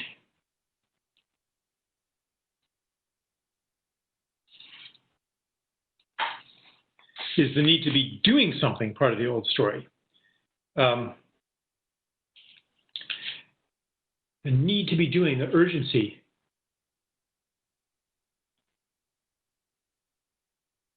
Again, it doesn't have to be.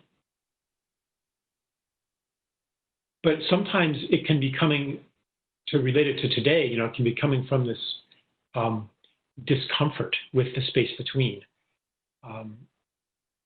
It can come from a lack of the faith that the right doing will come inevitably. Hold on a second. Somehow I'm seeing Raven up there and not me.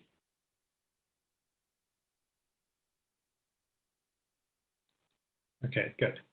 Just a little backdoor communication. Okay, so yes, it's not doing that's a problem. It's the habits of needing to do something no matter what, and not giving space for other parts of the transformative process. Okay, number 11 here. I just jotted down some to answer today. Others will be kind of rolled into the future. Some of the ones from last time I didn't answer either. Yeah, someone wanted clarification on being mirrors from each other.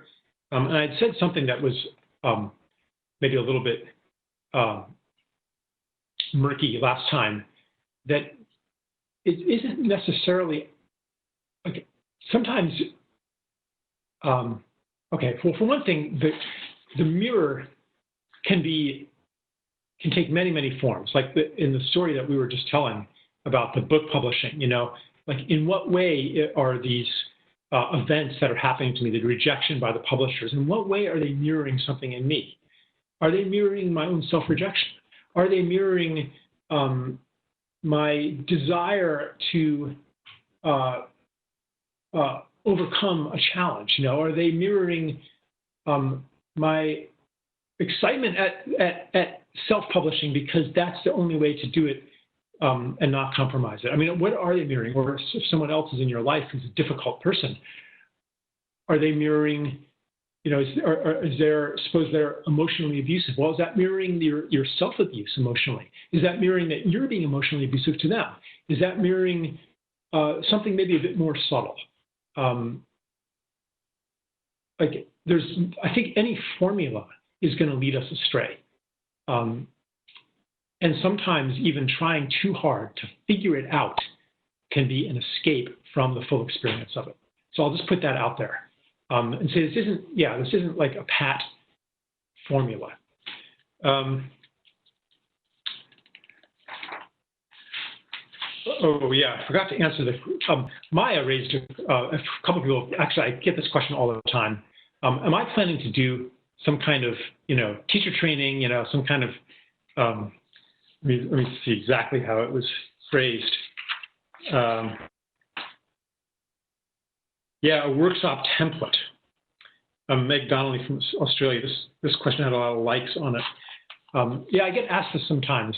Because obviously there's only one of me, and like, why can't, and I'm not. This could it be replicated? I mean, we want to bring this work out into the world, much more broadly. So I've been thinking about that. It wouldn't be a scripted thing. It wouldn't be like, here is the script and you deliver it. It would be more of kind of a platform, kind of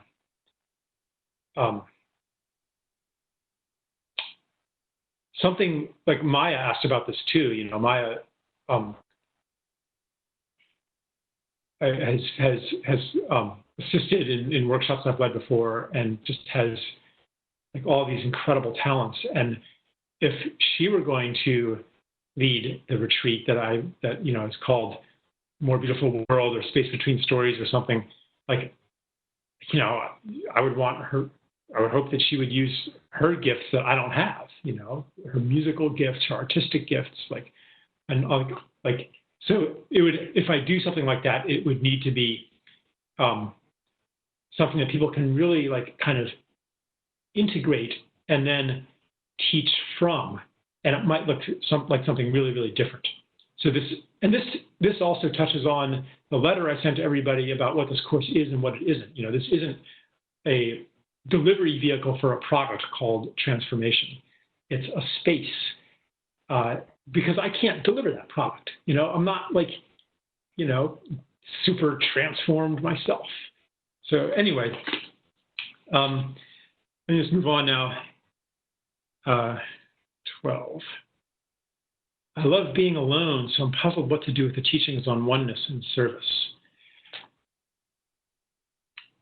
And I would just say, ultimately, this is about overcoming, or this is about not overcoming the self and one's desires and following that guidance. That's a really deep kind of oneness.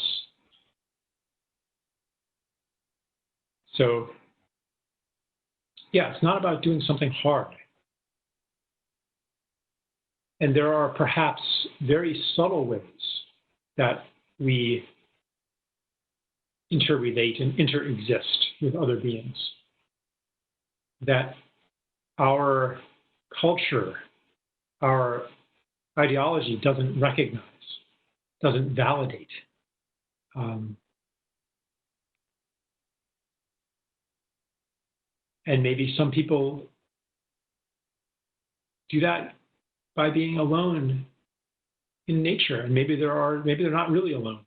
So, but yeah, this isn't another thing that we have to do right.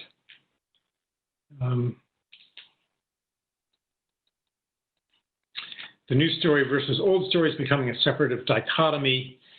Yeah, I mean, just realize like this whole thing, new story, old story, itself is a story. It's a map, and it might be useful.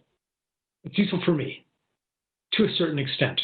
But if I start to like see everything through that lens, then that would be like using, a topographical map all the time when sometimes I need a road map, So like take it as something that might be useful sometimes, that allows you to see things you couldn't see before.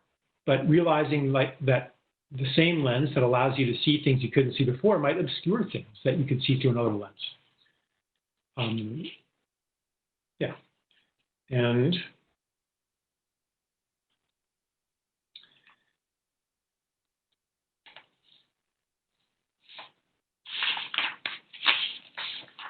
one more here. Oh yeah, someone just said, Maya from Washington, different Maya, and this sounded like a really good idea. She says she's finding great value in the forum and beginning to think of how it will look and feel as the months and years continue. And so she wants to start some robust threads, she calls them, where people visit daily, where the kind of the life of the community is kind of happening on those, because it is very split up into many, many threads. But so she's starting one called Daily Check-In. That sounds good to me. So I'm just putting a shout out for that one. All right. So I'd like now to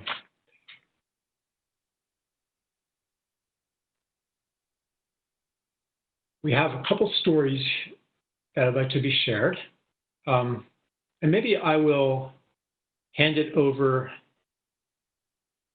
to Raven or to Marie to invite, because I was thinking, should I leave time for more real-time questions? But let's do the stories first, because these are really the life of our course, the stories. So yeah, Raven or Marie, would you like to invite our first storyteller up? Hi, this is Raven. Oh. Hello. Go ahead, Marie. I was going to just let you go ahead, Raven. So first up, we have Amira. And Amira, I believe, is enabling her video now, and we'll be able to see and hear her shortly. Amira, I'm going to go ahead and unmute you. मैं जा रहा हूँ बस.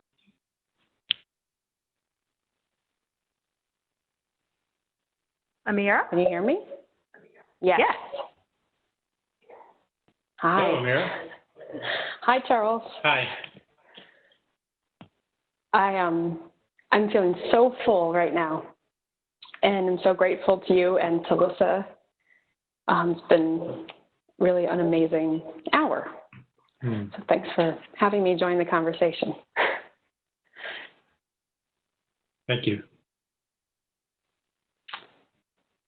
You want me just to dive right in? Yeah, I read your story on your home group, and I felt it was very moving. And like, you can just kind of tell it, 16thly, but tell it afresh. Don't read it out loud or anything. Just kind of put us in that space where you were. I can do some of that. I think I need to read some of it because that's cool too. Some of it is I'm not used to telling a story, and it just poured out of me when I wrote it. And so I think I can read a part of it, but if I try to tell it, I think I'll ramble and. Right. But that's cool. What I did in my home group is I gave a little bit of background, and you just mentioned it a minute ago when you were talking about Joanna Macy, but I feel like part of the background of the story is this real sense of the shoulders that I stand on. And so part of my story growing up is I was born in the 70s, and in a lot of ways I'm a child of the 70s. My parents were liberal and really supportive and really gave me a voice of, be a strong woman. And I grew up to stories of my dad's grandmother being really active in the women's suffrage movement. And by middle school, I was wearing I'll be a post-feminist and a post-patriarchy t-shirt. And I went to a great liberal arts college that was notoriously feminist. And then I think I'll read. So when I was in my college, I studied abroad in Jamaica. And I spent the first semester in Jamaica in a women and development homestay program and did research on the voices of women in the theater arts, part of which was as an intern with a women's theater collective made up of victims of domestic violence that work to give them voice in a culture that keeps women silent to men's violence against them. My second semester, I was in a performing arts university, and my mentor was a performer, writer, bravely bisexual, one love, absolute goddess of a woman, and I adored her. She wrote and directed us in a play about sexuality in Caribbean culture that got shut down for being too audacious, and then with lots of student protests was thankfully put back up. So as part of that play, she did a really courageous thing, I think a really courageous thing. We had been on retreat during our spring break, and we were working on our character development, and we were improvising and bonding, and there were like 4 of us sleeping in a bed at this friend's house, and we got back to the school, and we were in the theater, and it was dark, and it was at night, and we were eating potluck, and she said to everyone, "This play is not about the characters I have written, but about all of us." And there were about 20 of us. And she said, "Many of you might have experiences of rape, of being a victim or a perpetrator, and you're in a safe space. Will you share your stories?" And one by one, women started speaking of uncles, friends, acquaintances, and then just beautiful, open-hearted, courageous 19 or 20-year-old men that I had been performing with and learning with side by side were crying. And one young man admitted to what we would call gang rape and said, "I didn't even know before this play that what I had done was rape." And we all knew that he was speaking truth. Another admitted to forcing a classmate who was also in the play with us, so they were both there, into sex for the first time, even though he had heard her repeatedly saying no. And both of them were in tears. His tears were accompanied by deep pleas for forgiveness. And these young men were my friends. I knew them to be playful, loving, gifted guys, and I was really stunned. I remember us all holding hands in a circle that night. I was holding one of their hands. I remember feeling overcome with love. For the very first time, having a sense of the violence that was perpetrated on them as well as us by the story of what it took to be a man. For me, in that moment, emerged a new sense of trust, of forgiveness, and wonder about what it was to be a feminist. That was my story on the home group. Wow. And I just think, like, you know, it's like when Lisa was talking about how impossible it seems for people to get to the place that their souls know that they want to go to. Yet it's also so close. It's also so easy, you know. And it's like that too. Like, how much healing would it take for these men and women to heal ordinarily, you know? And how much happened just in that circle? Like, it kind of shows like that amount of love, that amount of forgiveness, you know. It's like it opens a door onto a totally transformed world that isn't actually as far away as we think. You know, it's just that story just fills me with kind of wonder, you know, like, and I'm really there, like the forgiveness is real, you know, and beyond any like kind of moral compulsion along the lines of you are a terrible person if you rape somebody, like that experience that those men had probably changed them irrevocably into gentle men, you know. So, yeah. Yeah, thank you, Amira, for that beautiful story. Yeah, thank you. Yeah. Thanks, Charles. And thank you for having the courage to share it, too, because, like you said, you haven't been telling the story, but even secondhand, it's a powerful story. You know, I mean, it's a powerful event. And we carry these stories. These are, you know, people ask so often, what can I do? What can I do for the people in my life who don't get it? That came up already. Well, if you can tell a story like this in a way that's not, you know, manipulative, Right. because you hear, you actually listen to the story and to the desires of the story, and you get that feeling that we were talking about with Lisa, like, it's time. You know, the story wants to be told. Then it's just that simple. You know, so I'm glad that, you know, maybe this will kind of set the template for your story to be told more.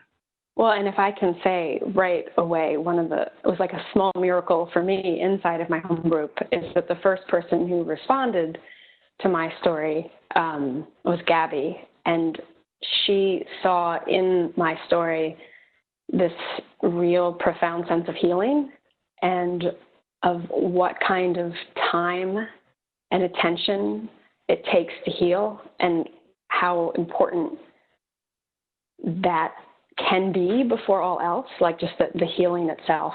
And it was such an affirmation for me of where I am in my life right now. And I didn't know that was coming, but it was like by sharing that story, I got this affirmation of like, you can take the time you need to heal. You can provide other people with just the attention and space for them to find their own healing.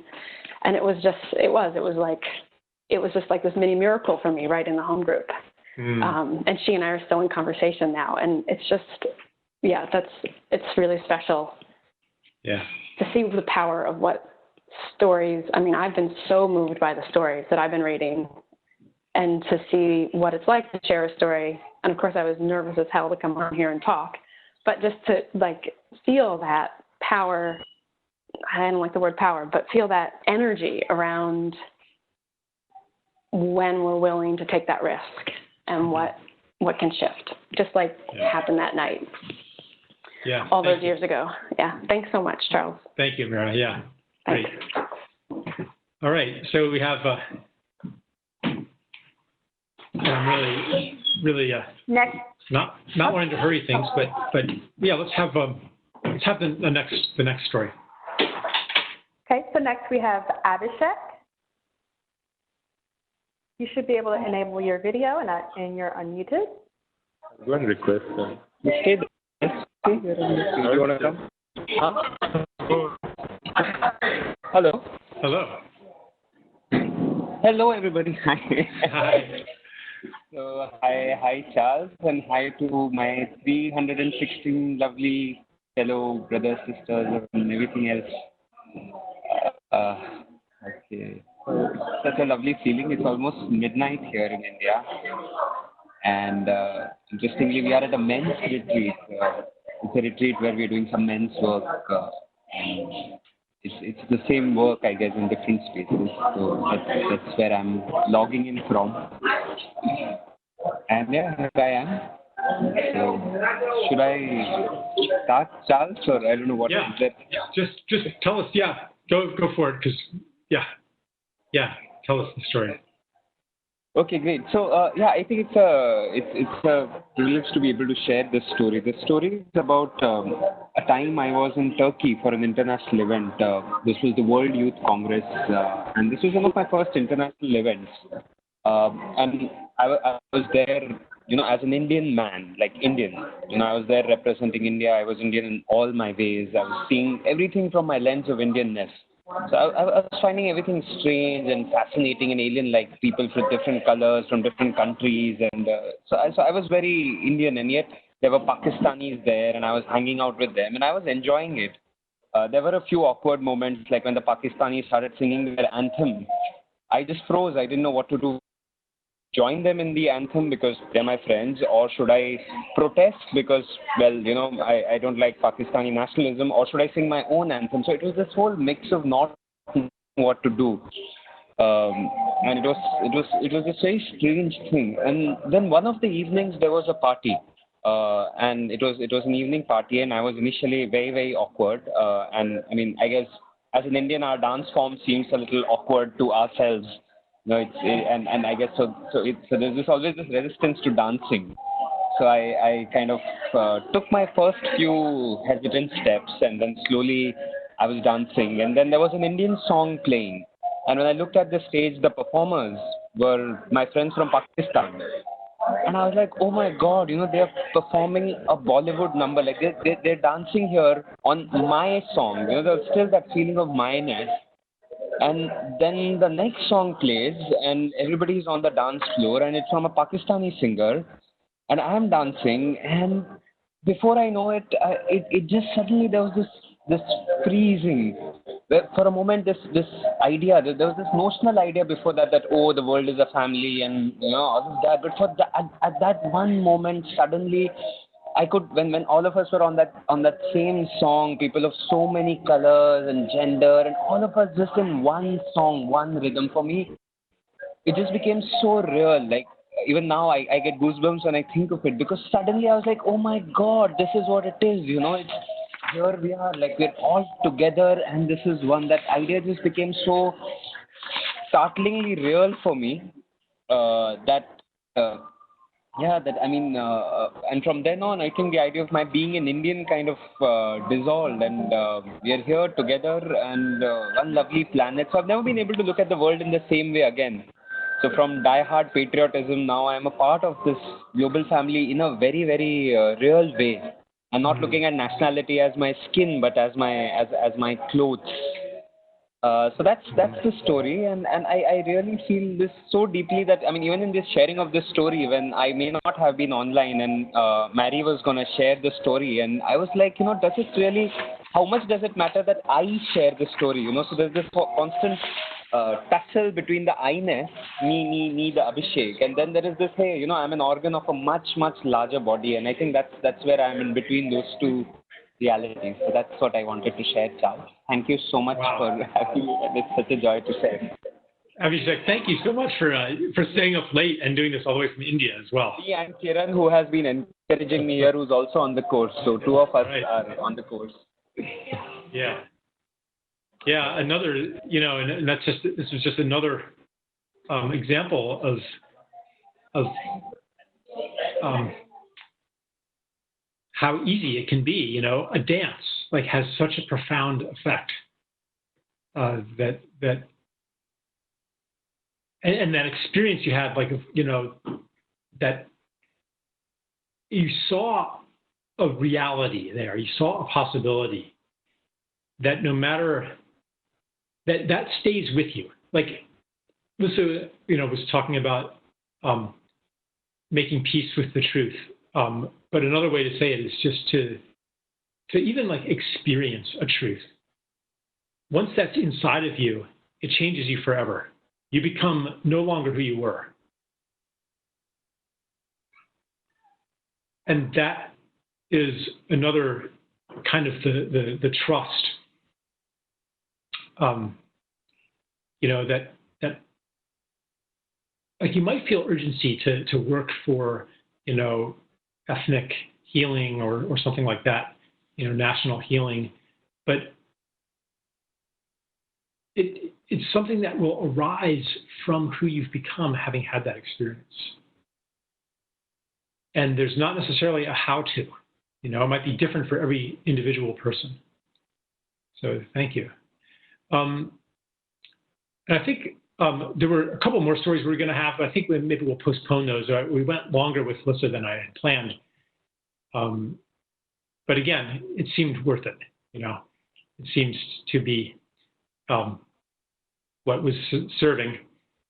So let me now.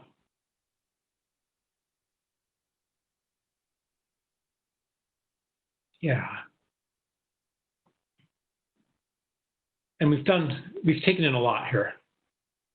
But let's come back into a quiet moment.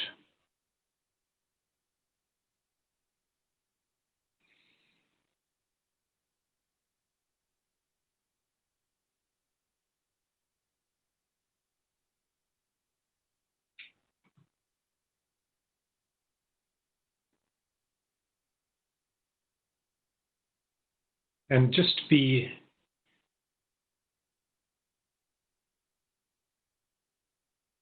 aware again, as just like at the very beginning, where I invoked this space of uncertainty.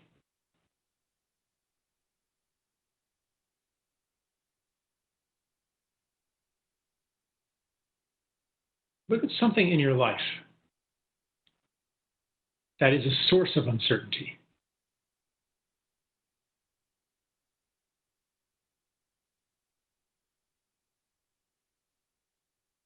Engage it.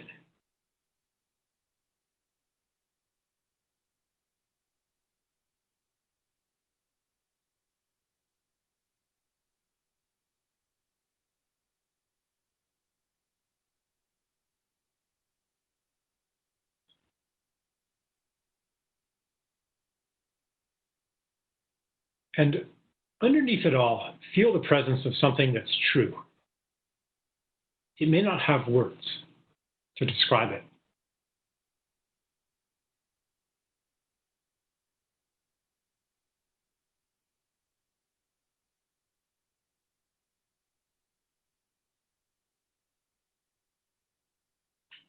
But you can feel its presence.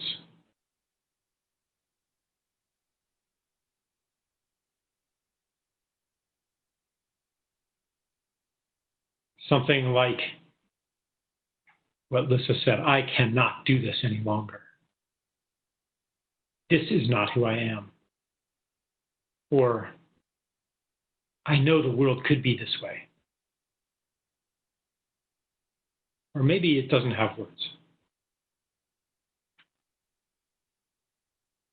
And maybe it scares you because you think, how am I ever going to act on this truth? Maybe I'm not ready. And that's okay.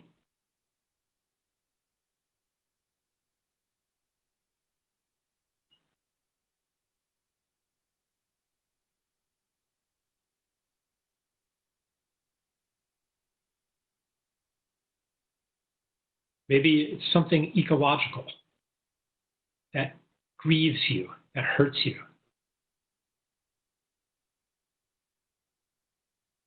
Maybe the truth is, it hurts and I don't know what to do. Maybe the truth is, I'm supposed to do something about this.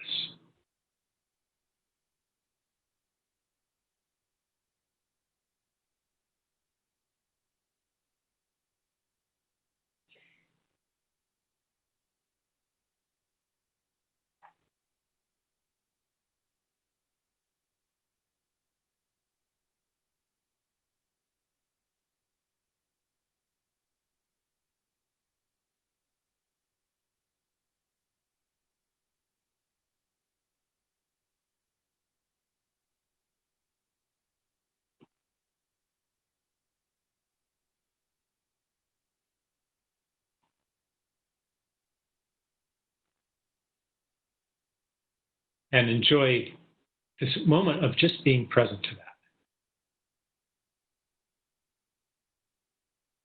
Just being present to what's true.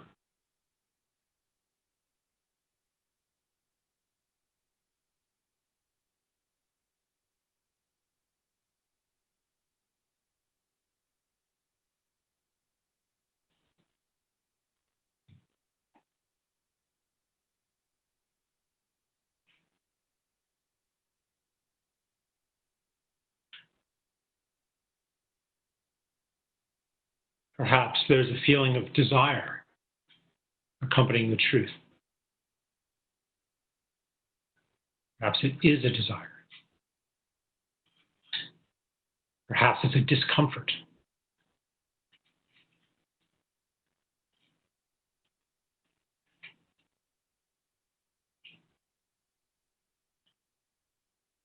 Perhaps you have a vision of what could be.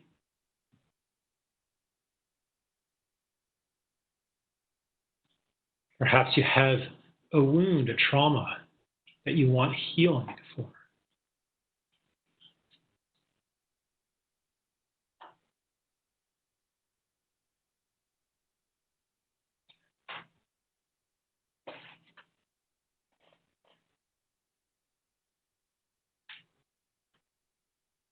And so now, imagine taking this truth, this desire, this wound, this uncertainty, whatever it is, this thing that's present and alive, and handing it over.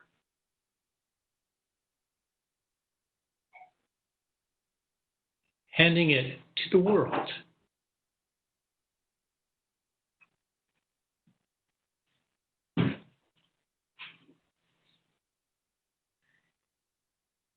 Knowing that you've done your part for now.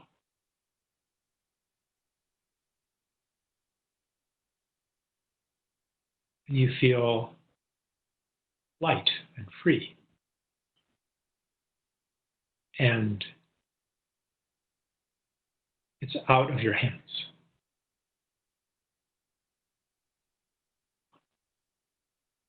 And you know that something has been set in motion by this letting go.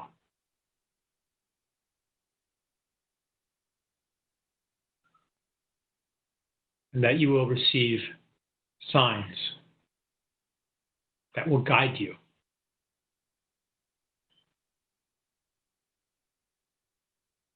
Perhaps taking the form of synchronicity, or intuition, or a feeling in your body.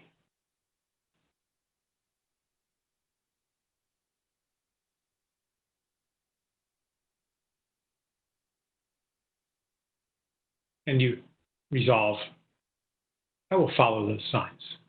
I will notice them. I will heed them.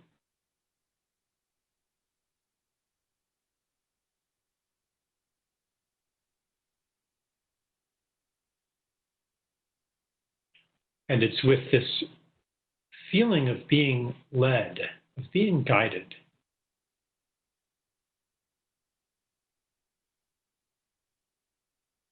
that you open your eyes now.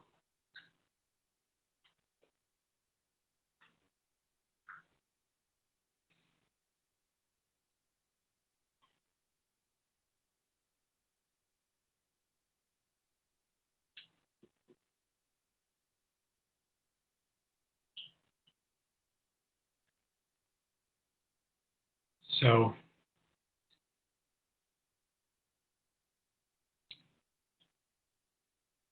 in a second here, I'm going to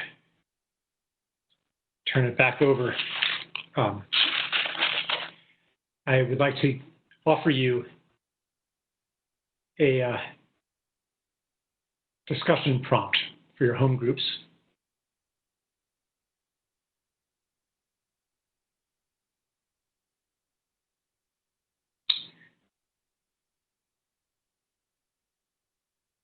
And maybe this won't apply to everybody. But the question is, what's not quite ready to happen that I want to happen?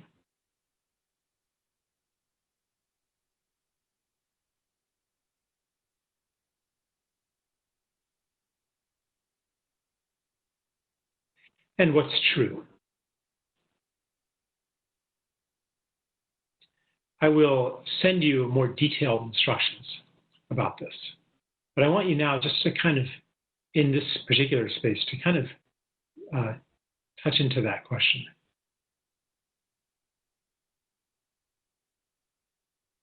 What's not quite ready to happen? And what's true about that?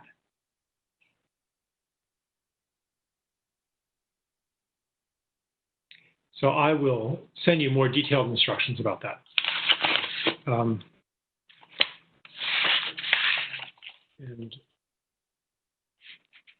let me just make sure that I'm not forgetting anything.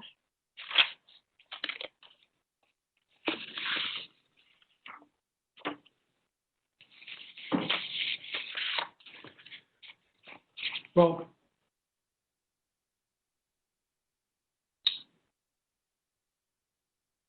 my notes are all messed up. But I'll just say that it's been wonderful again to be with you all. And, you know, I've gotten involved in the home groups some, you know, I've been peeking in on them, reading some of the stories. And I myself am really enjoying the interactive parts of this course. So I really, keep participating in those and building that energy. Next week, well, again, I will send you an introduction to next week by email. And does anyone on the team, Raven, Lori, or Marie, have anything that you want to chime in with here as we wrap it up? Hi, Charles. It's Raven. Hi. Did you want to talk about the audio download? Right. Yeah, some people wanted to be able to download the audio, like maybe, I don't know, they want to listen in their car or something like that. And at some point, we definitely want to make that available. There's just some issues about container and confidentiality, you know, and the agreements we have around that. So it might take some time to get all that squared away and to have it into a, you know, and then to make it available like that. But at some point, I want the, you know, recordings and even the video too to be available to people to you know, cut and paste, to use parts of it, you know, and to use as a resource. My inclination is to wait until after the course, but I guess, you know, some people really would like to listen to it when they're not on their computer. So I think if we have the understanding that, you know, it's for that use and not to share widely out of the context of this course, then I'm fine with it. But again, it might, we'll see. It might take us a little time to make it available in that way, and make sure everybody's okay with, you know, this like slightly larger expansion of the sharing of their voices. But it should be no real problem. Yeah. Okay. Anything else? I think you had just a few reminders that I'll go over. So we wanted to mention that the information for every class is included on the session information pages of the website. And that includes the home group, discussion prompts, as well as links to the forum. And we're trying to share that information in as many places as we can. But if you're looking for the video from last week or this video, it'll be posted about 24 hours after each session, and you'll see that on the session information page of the website. And also just a reminder that we'll be active on the forums in between each session, so if you need any help, you can feel free to reach out to Lori, Marie, or myself. If you need help with assignments and your home group, you can check in with Lori. Marie will help with the topics that come up in the general discussion area. And then, of course, I'll be helping out with any tech needs that you have. And I think that's it. All right. Well, thank you, everybody. And yeah, this was session 2. Next time, I'm feeling we're going to probably have more of the live questions and stuff like that. And it's going to be juicy. So, yeah, I will see you next week. Bye, everybody.